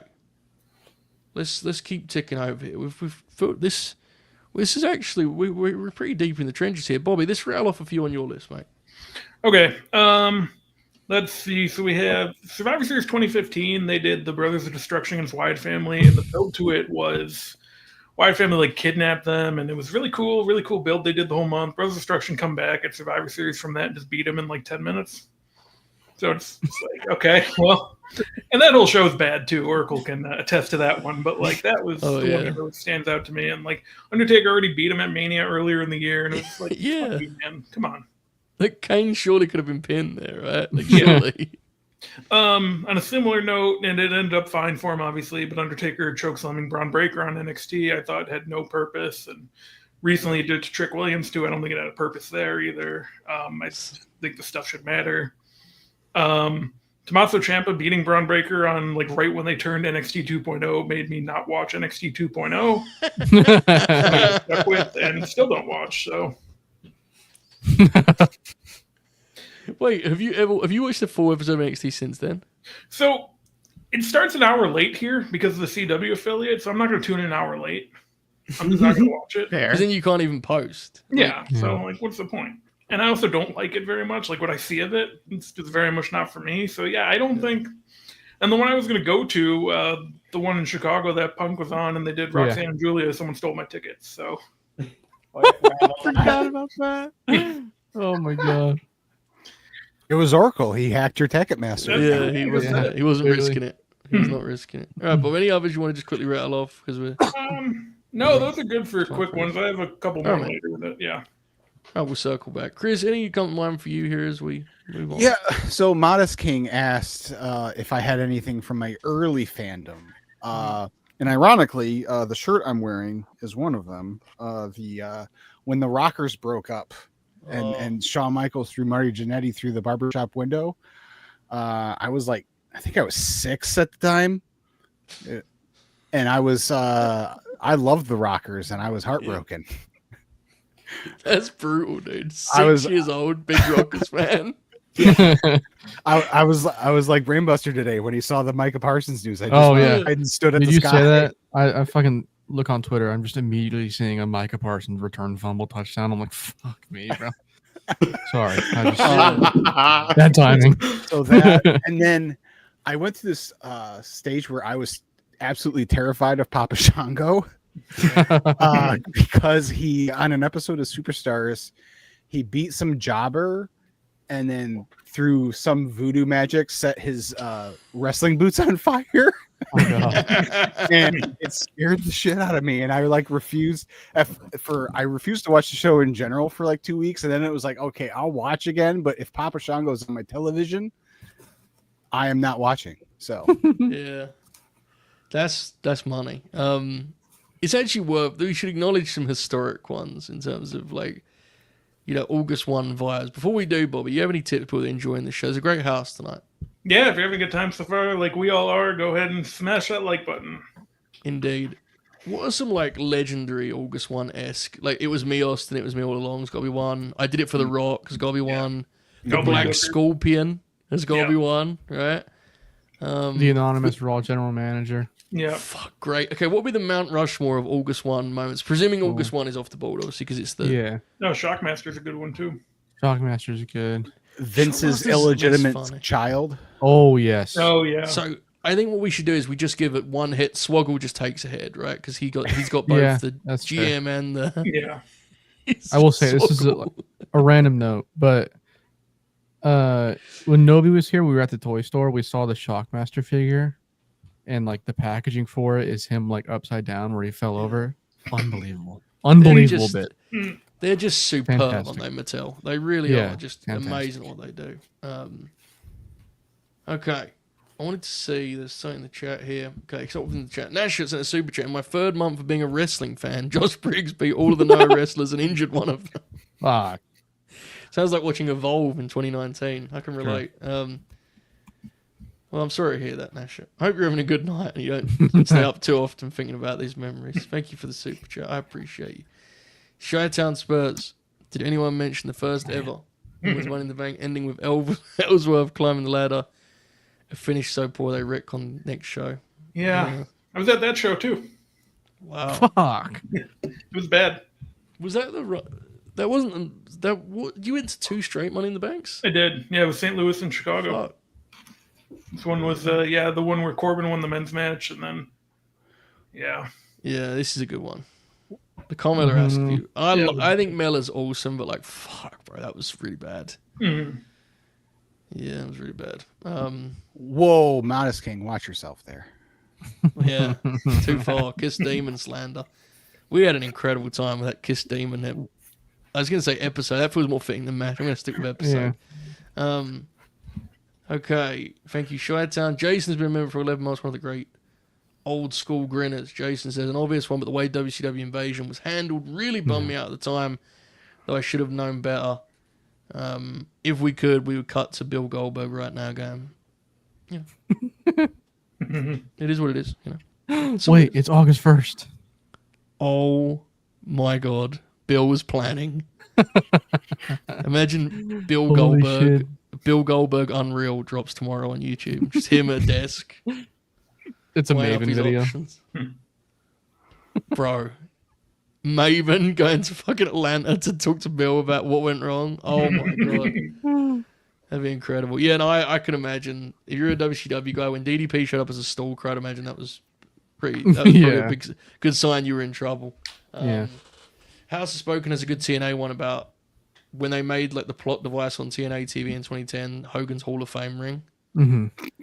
And they pretended to have magical powers. Jerry Von Limby and Tell's- Nigel McGuinness is a great one. Fuck yes. yeah, it is. Yeah. That was an awful decision. Yeah. Yes. Von Tell with the Katie Vick stuff, yeah. Blimey. Oh, blimey. Well, thank you, Jason. Hope you've enjoyed the grins, mate. Appreciate your support. See, to be honest, TNA was so cooked by the time they killed Mickey that was honestly just sort of, you went, yeah, fair enough, it's TNA, innit? Yeah. I mean, it was terrible, but that was Destination America TNA. Like, another moment from that time is when they brought Hernandez back, and he was still under contract with Lucha Underground, so they had to cut him out of the show, and so they lost like 8 segments of the show. Yeah, Cal, for anyone who doesn't know, they pushed Mickey onto, like, she got pushed in front of a train, did she? Yes. Yeah. Yes. Wasn't there something like Eddie Kingston killed somebody too? Eddie They ran was over a kid. behind- He ran over. He wasn't somebody. behind the wheel, but he certainly was directing traffic. Claire Lynch, terrible. Yeah. TNA's prolific in this regard, to be honest with you. Right, I want to rattle off a couple of mine here because, we don't have a ton of time. It is late. We have a big weekend, so I'll just go quickly on some of these. Samoa Joe getting injured filming an advert is one of the worst things that's ever happened in the history of the world. I'll stick by that. It turned out okay, but in the scenario it did not. Hell would be a pay. I would have flown to Connecticut eventually. I was building funds. They're lucky COVID happened. I would have been there sooner than later. Roderick Strong's release request being denied when he was trapped on fucking NXT 2.0. Just, I was convinced Roddy was going to retire wrestling like football players. I was very scared. Diamond Mine. I'm in mine, yeah. Yes, and then the 1-2 punch of him finally being freed, showing up in AEW and turning into like a cartoon character who sat in a wheelchair. Rough. Very rough time in my life. Bullshit. Another one in the Joe Holbert Promotions territory. Samoa Joe returning to WWE after being released. Rough night at the office, let me tell you. It was not what I was looking for. Again, it worked out, but I was trying to think back on the time how I felt. Athena tearing her Achilles while doing a 24/7 segment. Yeah, Diabolical. The Good Brothers Old Day segment. Which, by the way, every bit is close to This Is Your Life, bro. It's fucking... That segment is horrifically bad. Like, and there was no version that was going to be good. So I'm not... Obviously, the fellas, it is what it is. But Jesus wept. I've grown to slightly respect this last one because she like pitched it and was into it. The Nikki ASH thing at the time, I was pretty devastated about. Because I really like, and I still think Nikki's awesome, and I'm glad she's still doing her thing. Like Nikki, I think Nikki's cool as fuck. I didn't get that direction, and I was really hoping they were going to go back to Bliss Cross eventually, and they're never going to do that. I'm pretty sure at this point. Maybe I'm wrong. I don't know. I don't get the sense they are. Nikki ASH, Bob, you and I were on Fight for the Time. I think we were sort of, Jesus. Yeah, you didn't want to be too mean about it because, like, yeah, it was her idea, and clearly she wanted to do it, and she enjoyed doing it, but it didn't work, and yeah, it was a shame. Because of the way Bayley and Sasha were generally booked by Vince, like, it's one of those things where I get it. It was the least they could do to make up for lost time, but they beat the fuck out of Nikki that year, dude. Like, they just killed that whole run, dude. It was bizarre, wasn't it? Do you remember? Like, Bliss Cross were the champs, dropped the straps, and then they just beat Nikki into powder. It was so weird. Bob and I were very mad online about that. Very mad online indeed. Someone mentioned, I think it was Don't Have It Out, who mentioned the Fiend Alexa. By the way, this is Buster. We talked about this on, when did we do Full Sail? Monday? Yeah. And I said to you, the only person left in the world that still says BAMF, and like that's a common said, dude, I swear to God, Alexa did it in media today. My God, let's fucking go. She did BAMF today and said it like we all knew what it meant. Alexa was tasked with listing the different phases of her career, and she said BAMF Alexa, Goddess Alexa, Tag Alexa, Funhouse Alexa, Dark Alexa, and then, as was mentioned in the chat earlier, Boring Alexa 2022 run. That was her genuine description of the run. Boring Alexa. Superb. I say all this to say, I didn't love the Dark Alexa stuff, but dude, like, with the way things turned out, that stuff I look at completely differently now. Like, yeah. And I'm not, here's the thing, if you're someone you like, enjoys doing something, you don't like watching it, that doesn't mean you have to like it. But with Bray's passing and stuff, you can't help but kind of go, fuck, I get it. Yeah. It's not something I ponder often at this point in my life. That is pretty much all of mine.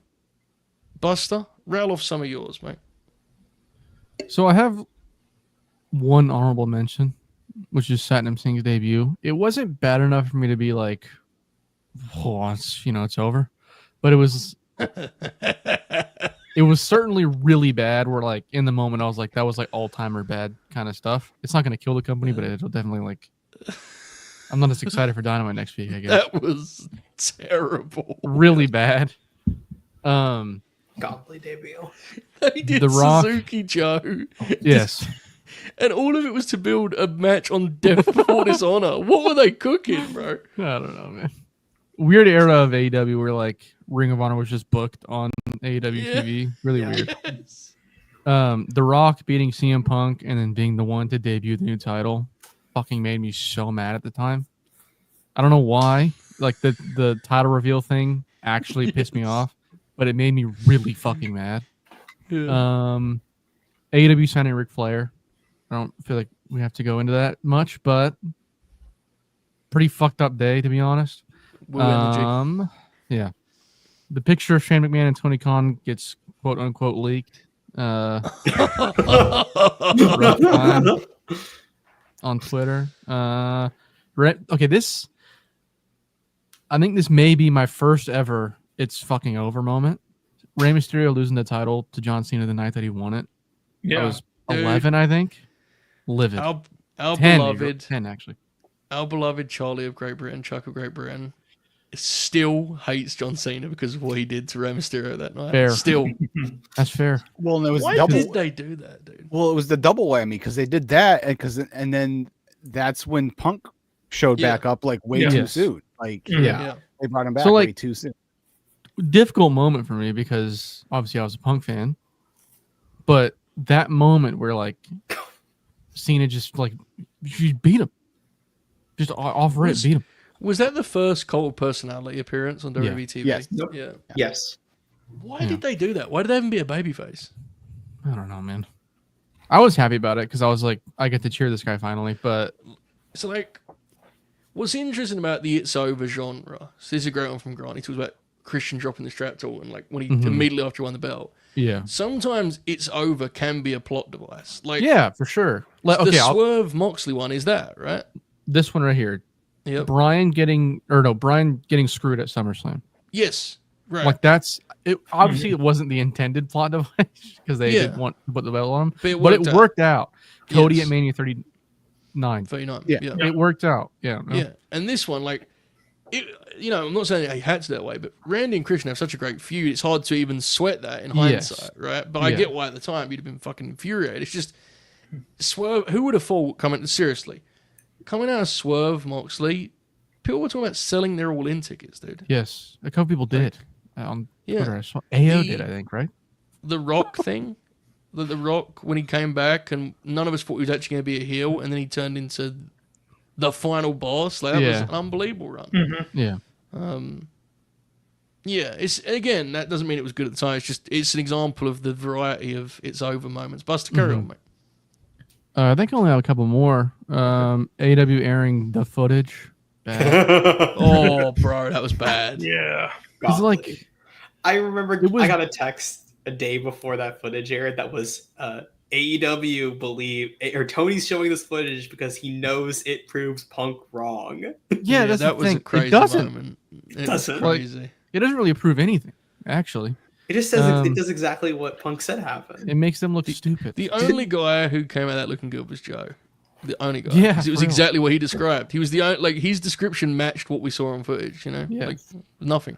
Yeah. Really Am dumb. I remembering wrong? But I have this distinct memory of finding out that they planned to do that while I was in Philadelphia. Didn't they announce that Mania weekend? Yes. Mhm. Yeah. Wild. Yeah. I mean, the devil stuff, we talked about that. Death Riders run December to January, and then I have John Silver, LOL, rough. I think that might be it for me. Dude. Oh, Brawl Out, but like That babyface group they have was insane. it's the most like it's one of the most baffling things in AEW. There's got to be a screen cap, like because there's an episode of Dynamite, and if we did a Grin Let's look along at it. Hold on. where it's like all of them waiting outside the arena for the Death Riders, and it's fucking John Silver, Evil Uno, Dante Martin. Yeah. Yeah, that was this isn't even an It's Over thing, but like I do regularly think back to that Jack Perry run. Horrible. It gets weirder every day, doesn't it? It was just so Yeah. weird. So weird, Like, yeah. He had like a run as one of the top heels and then just never was on TV again. He's not been on All TV right. for 7 I months. think he's done. Bro, hang on, wait. When did he It's- drop the strap to DJ? Listen to this, Full man. gear. It's Almost a year Private ago. Party. It's Top Flight. It's the Butcher, not the Blade. The Butcher. Next Blade was injured. Daniel Garcia, Kyle O'Reilly, Mark Briscoe, Sean Dean, the Dark What? Order, Karen Jarrett, and Jeff Jarrett. Karen, what's Jarrett's Karen crazy. doing? She was probably one of Maria the Shafir, fucking... bro. Was Karen I gonna just fight can't- Mary Shaft? I'm sorry, I'm rattled from this, Caden. Full gear. Full gear. Wait, what? It's full gear. That was when Jack lost the TNT title, bro. He hasn't been on TV since Full Gear. Private Party haven't been on TV since Wow. Maximum Carnage. Okay, but we have at least like... Oh, never mind. I'm not going to do that here. It just feels like no one's even, like... Is there any reporting on Jack? No. No. He made a cool knife a couple weeks ago. Yeah. He's... Yeah. I think Jack's a good wrestler. I He do just too. was a weird, like... I think it would actually be fucking awesome if he just came back as Jungle Boy and just like didn't acknowledge anything. You know? Fuck. Don't acknowledge it agree. at all. Yeah. But like not like that weird phase like after Christian turns on him where he's Jungle Boy Jack Perry. You know what I mean? Yeah, that's what it should be.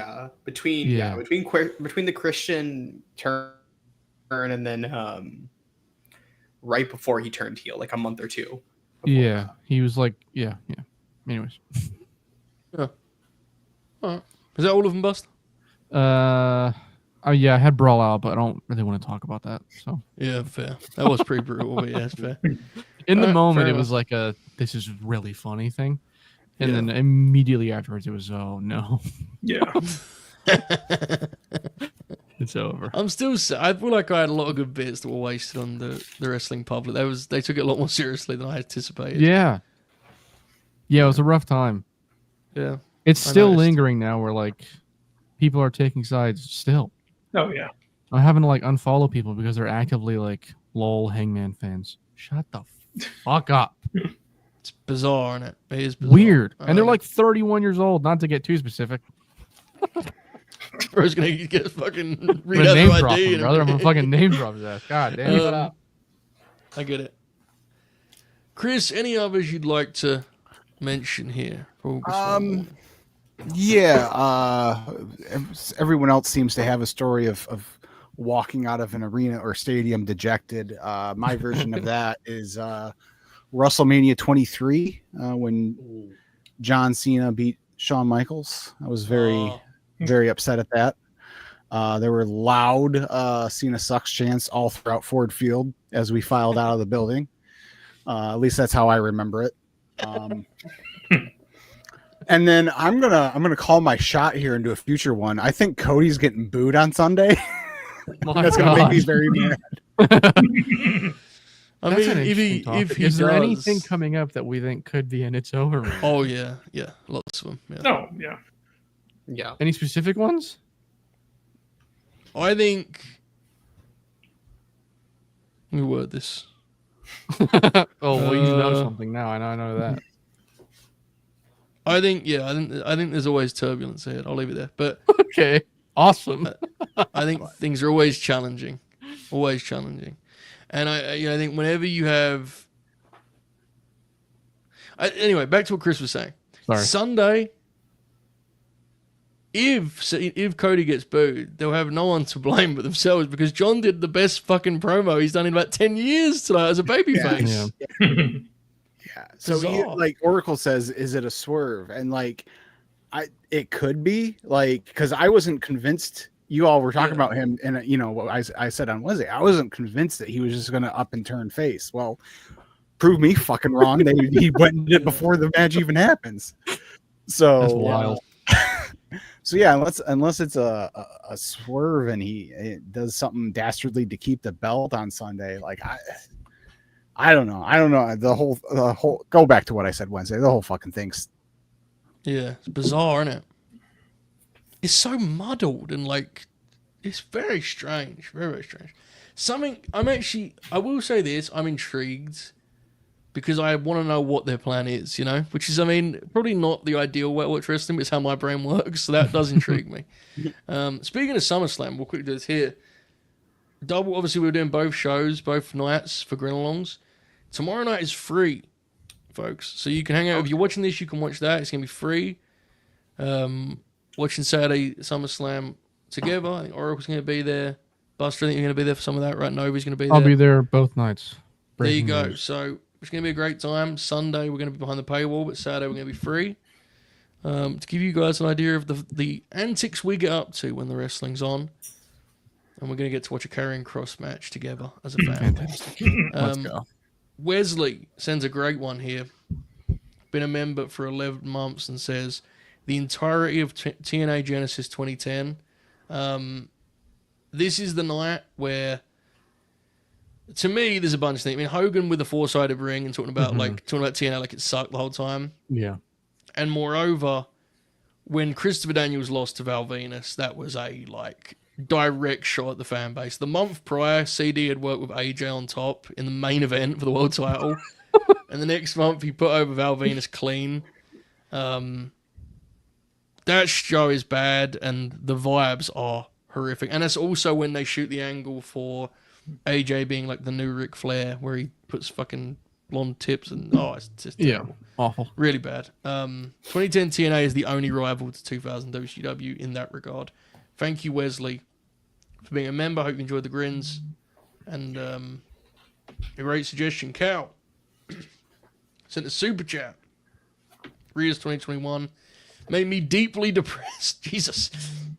Looking at what Rhea is now, it's truly unimaginable how close Vince came to just killing her off. She was like in a tag team with Nikki S.H. Yeah, Yep. that's absurd. She was. mm-hmm. considering how much of a confidence grappler she. I mean, everyone's a confidence grappler. She seems to be really like Mhm. that way, especially when she was younger. I'm sure it was even more so. Vince didn't get her at all, man. Like, yeah, that's a good call. She's probably one of the people that's benefited most from the regime change, right? For sure. Yeah. Yeah. You know, I mean, obviously I she's just- where she should be, to be clear. Yeah. I just think Triple H has like a better idea for what like how to Yeah. book a edgier alternative talent. You know what I mean? He In definitely aesthetic. like. That's what Rhea's one of his clear favorites, and I get it. Yeah. And she's completely. she's one of the rare ones that like he knew how to book her in NXT, and he also seems for the most part knows what to do with her on the main Yeah. roster. Yeah, and it's Like cool a lot of 'cause his favorites from NXT aren't anywhere close to where Yeah. they were on the main roster. I think that's like a testament to how versatile Rhea is as a talent How because she was fucking not awesome she is. she's not Yeah. being booked. Well, yes, generally yes. Yeah. She's not being booked the same way as she was in NXT now, which is Yeah. good because obviously the main roster is different. The audience is entirely different. Yeah. Yeah. Yeah, I agree. There's definitely like there's still room for improvement, but I definitely think Chris is on the money in terms of, like he gets her and Yeah. he generally understands like people can like, get upset about her being dominant, dude. Like That's so lame. she should be killing everyone, let's be honest. I mean, she's it- fucking Rhea Ripley, you know? It makes sense. She's metal chick clad in leather. Like Yeah. Yeah. that's his. Oh, it's yes. that's his Well, MO. yeah, yeah, that makes a lot of sense. You wouldn't have to be a Poirot, would you? Crack the case on that. Good call. For Hodgson at Super Chat, thankful for the support, mate. I hope you're in a good Saturday morning. I hope everyone's enjoyed this show. We had a great time, actually. It's been really fun. Like, Yeah. you know, beyond that earlier misstep. Apparently it was my fault, but thank you, Ford. Appreciate you. Right, let's keep running. Chris, do you have any others before we move on? Because I know we went off 3 hours there, or is that about all for you, mate? Not that I can think of right now. Okay, we can circle back if one comes to mind. All right, works for me. Caden Lee, Okay, I got a lot go here. for it. Okay, go for it. We mentioned it earlier. Goldberg and Fiend, Saudi Arabia. Yeah, so funny though. it was unfortunately, yeah, it's a big moment in my career. Yeah, Also mentioned John Moxley, Swerve Strickland. yeah. Yeah. Zack Sabre Jr. and Shota Umino was a big Yeah. one for me. Oh my. Okay, I'm gonna be honest. And Zach, if you see this, I mean this with all respect and love. You seem like a sweetheart. I'm quite sure that match caused me to like. I'm pretty sure that's what led me to severe depression to start 2025. I actually was thinking about this yesterday. I was reflecting on my year, and I was thinking, why did I become severely depressed at the start of 2025? And I thought, I think it was that fucking Wrestle Kingdom match, dude. Yeah. I couldn't believe how bad that match was. So bad. It was bad, so man. boring, I like. and it was just. I like, think oh, my favorite memory of that is we're all just kind of sitting there sulking, and Yeah. Joe explodes. He's like, "What are they doing? They've done nothing for 30 minutes." It's so funny. But it's just what was actually because here's the thing. Every great wrestler has matches just not that good. That's part of the Yeah. fun of wrestling. Every match is a roll of the dice. But what made that match actually depressing to me was it was everything that I don't want that promotion to be anymore. In that, like, Yeah. they tried to have a match they were not equipped to have in the name of what Okada did, you know? Like, Yeah. I found that to be genuinely sad. So, yeah, that is a good one, actually, Caden. Very good. I think one in like similar to that, not to cut Caden off, but very quickly. I don't think we'll have much to say. Billy Gunn and Jay White is like Yeah. Bro, all-timer horrible match. that is some of the worst usage of TV time. Genuinely Like, diabolical. one of the worst matches I've ever seen because of what you're saying. Like it was just such a violent waste of time. Yeah. Sorry, go ahead, Caden. A personal one for me that I don't think a lot of people are going to agree with, just something that really disappointed me, was Will Ospreay in 2022 in New Japan, having multiple opportunities to beat Okada and kind of cement himself as a top guy and never getting the chance. Yeah. You have Wrestle Kingdom 16, which I actually don't mind him losing Wrestle Kingdom 16, but I think he should have won the G1 that year over Okada. I get that. Yeah. That That made me was very weird. upset. The repercussions of, like, the way they established the hierarchy, where they never unseated Okada, but they also kept Will as like the runner-up. Yeah, and then that both made of them me left. That made me brutal. so mad. They could have at least had Ospreay put Shota over rather than keeping him as the 2 seed. They both left, dude. Like, Yeah. what did they achieve? Fuck. Yeah, that one made me like the Wrestle Kingdom one made me upset, but the G1 one made me very mad. Yeah. Very sorry to Maxwell Jacob Freeman, but his match with Jay White is probably the most angry I've ever been after an That AEW was really match. Like bad. just for a match, Really, really bad. not even like the finish. That match is terrible. Max was like, God, he was trying with that devil stuff, man. But he He really started was. fucking. You could feel him drowning, couldn't you? Like you could Yeah. feel it. Yes. He was trying hard to the point where it actually made stuff worse. Mm-hmm. The Joe stuff was good, but then like the devil thing just drowned it. Oh, it was really Yeah. bad. Yeah, really bad. I have one that I'm going to come back to because it's probably my most disappointing I've ever witnessed. Jericho beating Mark Briscoe for the Ring of Honor title in late 2024. Absolute, awful. just Yeah. complete Like, shot. bro, Yeah. remember that entrance where he just looks like he gives off like Jake Roberts 2005 vibes. It's Dude. horrible. And the nerve of people to actually run back. They're trying to get a TV deal, bro. Like, Psychotic. Yeah. have fucking shame. They did this 2 years ago, you assholes. Leave me alone. Dave kept trying to tell me. I was like, please stop. Meltzer? I actually Yes, felt like Dave I was was doing like, that shit. He told I you felt that? like I was losing Yes. my life. I thought I was losing my mind because it was like, he did this already. They Yes. didn't get a TV deal. Why would they get a TV deal now? It was bizarre. Yeah, like he's less good and less popular now than he was then. Why would that change anything? I think the Guns are good now, but when they won the tag titles in 2023, I was very Yeah. upset. They didn't. I they was shouldn't too, have and won then them yet. they did the many men entrance, and I went, well, The many men entrance Hold is on. cool. They still shouldn't have won. Okay, the Miz winning a world championship in 2021 oh, horrible, was so bad. Yeah. So- really bad. I get it, but it was a way to get on Lashley, and at the time that was overdue. But I get what you're saying. Yeah. Yeah, but it was still could have done it without Miz. You kind of couldn't because Well- they've got themselves in a pickle. But yeah, I get what you're saying. Another one from AEW this year, the Christian Cage, John Moxley, Adam Copeland finish from Revolution 2025. Dog shit. Bro, you don't need to say finish. Just that whole thing was just. I will never Yeah, forget. but specifically that finish was really bad. I'm talking like True, yeah. but The Kaden, match fucking sucked. do Too. you Wait, hold remember on. the opening forearm exchange in that match where the crowd just sits there in complete Yeah. silence? What? What did that match follow?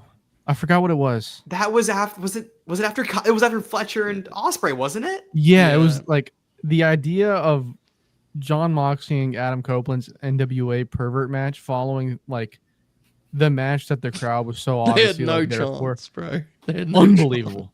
Hilarious. And then the fact that the Hollywood ending was earlier in the night, like Yeah. that shit was dead on arrival. And the entire week of the show, people were like, don't have the Hollywood ending close the show. You're going to just set them up to bomb. And it's like, all right, bro, yeah. Copeland and Mox are going to just fuck it. They'll go out there and kill it. What a load of shit. Yeah. Fucking. The Cody and Dwayne fiasco in 2024 Yes. ended up working out well, but it made me really the Listen. promo specifically where Cody goes, but not at WrestleMania. I think I threw my phone. at the wall. Objectively correct in my life, personally, one of the best moments of my life. It Fucking was. hilarious. Here's the thing. I'm not as moved by those moments as you are, Buster, but I will say the execution of that was very funny because God, it was awesome. the way like Cody's face when he did it, Yeah. it was very funny. It Very was more so theatrical. like I felt horrible for Cody because it was so clearly not something he wanted to do. Yeah, But just generally, it was funny. I get what you mean. unbelievable moment. Just Dwayne, just the state of Dwayne, too. Yeah. Just all of it is just funny as fuck, bro.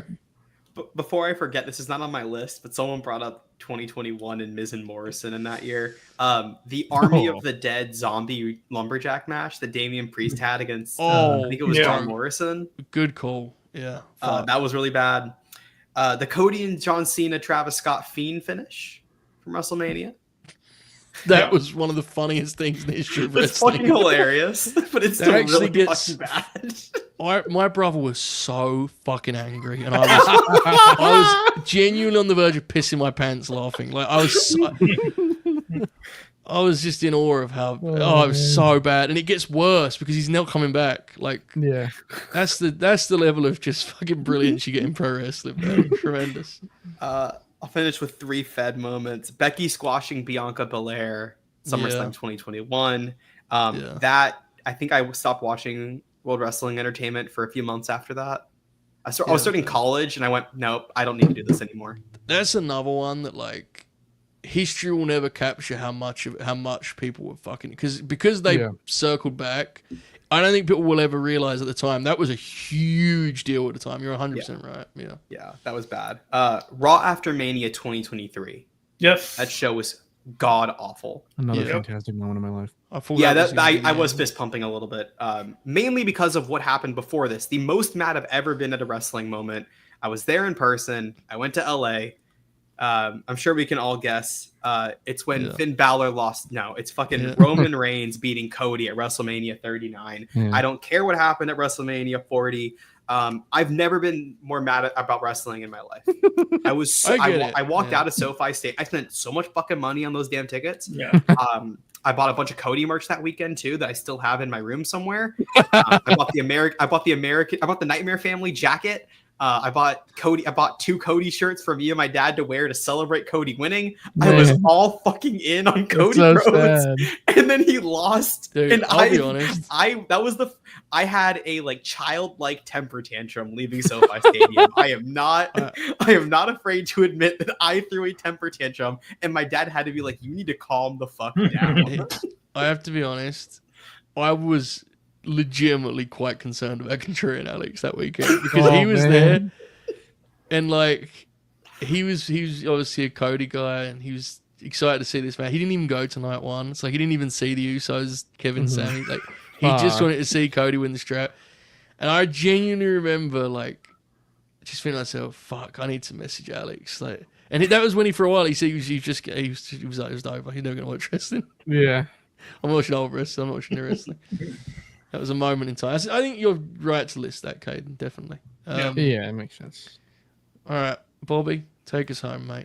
Yes, I also had the end of WrestleMania 39 through the Raw the next night. The Raw the next night's obviously the one that sticks out, and like, because the whole thing was, Vince is back, and like, it seems like it might be a full-time thing now. This fucking sucks, and it did fucking suck. It was a terrible show. And, it was a trying 24 hours because a lot of people were really upset about Cody.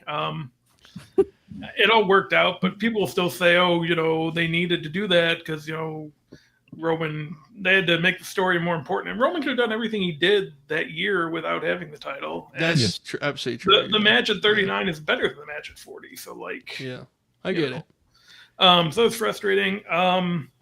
If you CM Punk ones, when he left the first time from the WWF, was very upset. Because, he kind of got me back into watching. Yeah. And then I was kind of upset when it didn't go well for him in UFC, even though, it was also very funny. And then, I was upset when he got hurt in AEW as well. Brawl Out was disappointing, I guess, in hindsight, but it was funny in the moment. And then within a couple days, it was like, unless you get these guys in a room and work this out, it's never going to be the same. And, you see how that went. And, that's a shame because that was like from out of the pandemic through that was like the most I've ever been into AEW. Yeah. So I remember for me.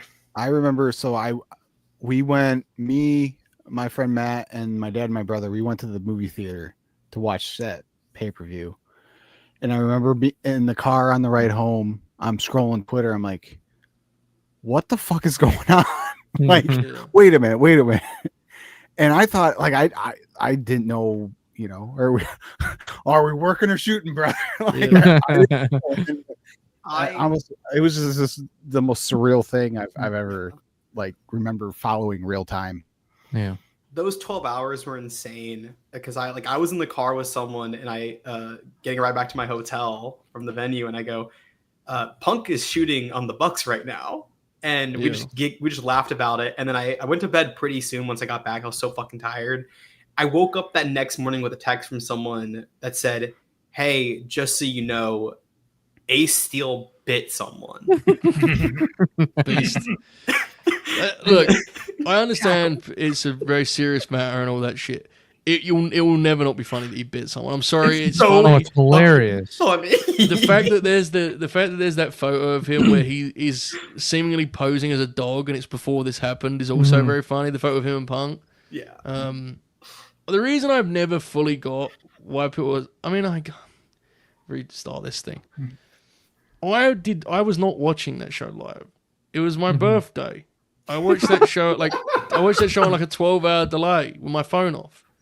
I turned my phone on. I saw it. I thought it was fucking hilarious. I did a live stream. The live chat, I honestly thought someone had died, bro. Like, I still don't get why people are so upset.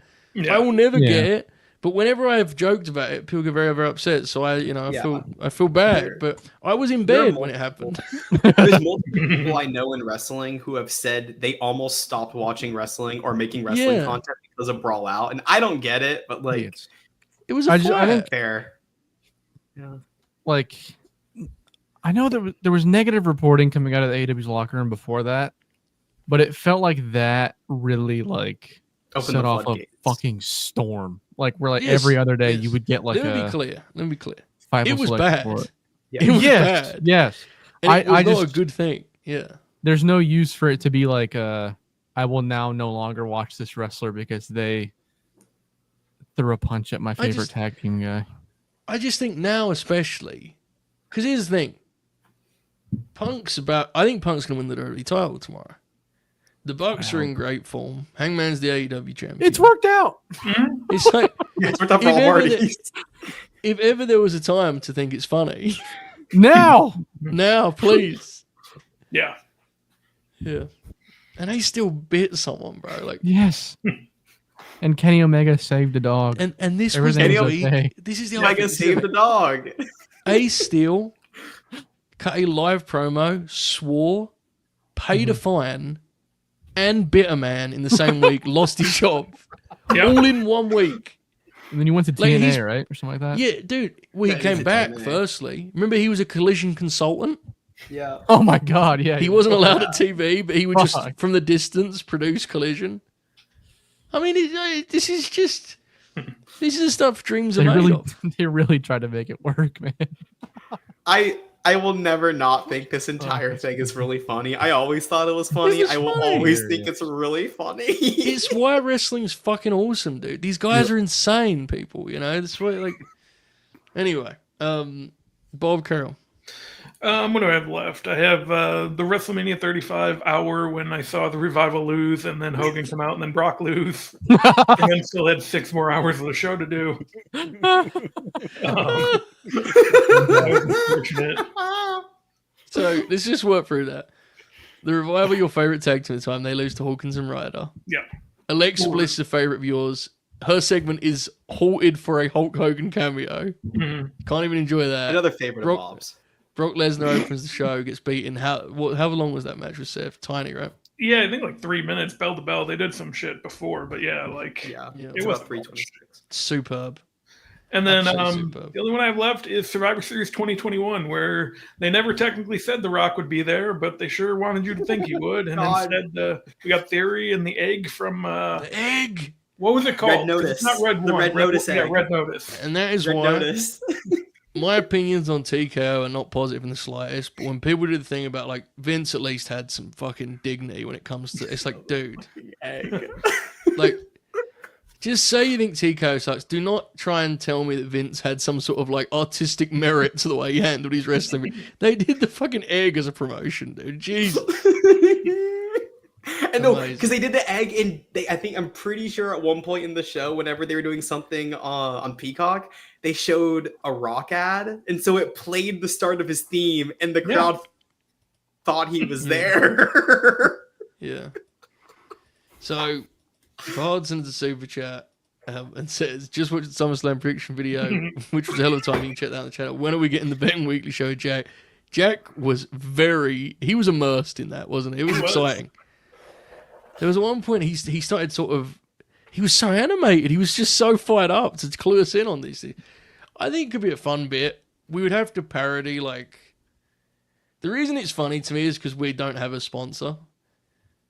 The fact that that's a real thing that's in the game now, where you can have a betting sponsor through wrestling podcasts, will always be funny to me. So the idea of us doing it for free, and you know, acting like we have any vested interest in the matter does appeal to me. I don't know about weekly, but I think there's room for it. I think there's something to the idea, certainly. Jack Crosby should be on next week for Unleashed. Crosby Unleashed should be on next week. So I'll tell you guys when I have a day on that. This is the thing. I wouldn't want to do it if there was a sponsorship. I don't think I want a betting sponsor. That's what makes it funny to me, the idea of us having a weekly betting show. And all it is Jack just looking at his monitor like this. We don't even say what the what the bookie is or anything. So here's the thing, folks. This has been a hell of a time. And this is what I wanted this to be, right? Like, the thing that makes wrestling great is that a lot of the time it's absolute shit. And what I really love about wrestling is that even the greatest people in this medium, every single one of them has been involved in something truly just rotten. Truly. And that's the case in movies, but not... Because wrestling is a weird beast. In wrestling, the most talented person imaginable can be assigned the most wretched idea possible. Let's be honest, a lot of the 2010 stuff we talked about was exactly that. And to me, part of loving pro wrestling and being sick enough that you're doing a podcast about it, or watching one, God forbid, shout out to all of you spending your Friday night with us, you have to find joy in wrestling's whole shit. You have to. You have to. Wrestling is stupid sometimes. And in real time, your reaction to that may be, this is fucking stupid, I'm mad. But that's what makes it even better. When 6 months later you go, God, that was really funny that they did that. I can't believe they beat the babyface like that. Yeah. It's just, I love it. I wouldn't have it any other way. I mean, Mania this year, fucking, on one night, I saw that triple threat match with Io, Bianca, and Rhea. And I also saw bookending the night was that and the aforementioned Fiend incident. That's all. That was the same night. That was the same wrestling show. Same crowd. That to me is wrestling, Yeah. Like, and that's why I will always have an affection for WCW, because they were the kings of that. Like, they would produce something incredible and on the same night would truly embarrass themselves. Wrestling is nothing if not embarrassing. It's what it's supposed to be. This is actually, I mean, a great reminder of how much fun you can have kind of recalling some of these things. So I hope you enjoyed this as much as I think we did, reliving some of these folks. Feel free to comment some too. Let's do some plugs and head on out of here. But what a way to celebrate August 1 morning. Bob, when is Tito coming on the 31? Well, we're still on hiatus, so we got to work that out. And, we'll talk about it. He's not really on the guest list. He's not? No. Okay. That's a shame. Buster, you're going to be on the SummerSlam show. Is there anything else you want to promote, mate? We'll do Grapscast at some point next week. Don't know when, but it'll happen. Terrific. Terrific stuff. Kaden Lee, what about yourself? I don't think there's anything. Okay. Chris Bourdine, anything you would like to plug, mate? New bass cover came out today. Never by Heart, as we continue to travel through 1985. Speaking of the year 1985, next month, my birthday, I believe the tentatively scheduled September 26th, the Bourdine belated birthday bracket bash. I forgot there was a bash in there too. Fuck. As a reminder, we're not doing wrestlers. We are doing entrance themes. Oh yeah. I have a bracket formed, divided by region. We have regions. Oh shit! Hell yeah. Regions in terms of wrestler or genre? No, as in terms of, so there's a Jimmy Hart / WCW region. Oh my God. There's a Jim Johnston region. There's a real band region, and then there's a wild card region. Fantastic. So, this is going to be incredible, dude. Yeah, and I when I finalize the bracket, I will post it. But I made a playlist so that Okay. everyone beforehand, Oh, baby. Hell yeah. This is wonderful. I can't yes, wait. it's going to be awesome. Rules. Terrific. That's going to be tremendous. Got a lot of good stuff coming up. That seems to be chief among them. Bobby, any plugs and any tips for people that have enjoyed this video? Yeah, if you enjoyed the video, you can go ahead and smash that like button. I know we all are going to after the show. Be like us. Sure. As far as plugs, watch the SummerSlam Grin-alongs this weekend. I won't be there, but Joe and Novi and Brainbuster and etc. will. So join them. Kaden, Oracle, I think. Be a hell of a time. I don't know when I'll be back before Grin Grappler the Dudleys, but we're doing Grin Grappler the Dudleys. I don't know if we have a date yet. Later this month. And I'll be there for the Bourdine belated birthday bracket bash. Even though it's not till next month. Yeah, nailed it. Myself now. Okay. Folks, coming up, big business. We have the aforementioned SummerSlam shows. Holy shit! Speaking of the Dudleys, Yeah, I see that. Zilla Wow. 2 has been toppled. We have Oh my God. the Mind of Manny video is a good time on the Productions channel. Also on LNG Productions, there will be a new Weekend's Best coming out of SummerSlam weekend where we'll do our kind of thoughts on that. It should be a good time. Next week, obviously, now that we're in a new month, we're probably going to just reset a little bit and just take a little bit of a step away, a little foot off the gas, and then we'll figure out the schedule coming up. But good times. This was a hell of a time tonight, fellas. Wrestling is a strange beast, and someone in the chat said it earlier. Why do we watch this? And to me, truly, tonight reminded me exactly why I do watch it. Actually, God, it's awesome, isn't it? What a unique beast. I believe MJF is about to wrestle. I could be wrong on that. He may have already wrestled. Where? Oh, CMLL. CMLL. He's wrestling over now. Forgot. Yeah, I think that's happening now. I don't know. So go watch that. Use the discount code Max on LNG with CMLL, and you'll get 25% off. If that doesn't work, please email CMLL, not Late Night Grin, or you could DM Bob. That's up to you entirely. Have yourselves a great night. We hope to see you over the weekend.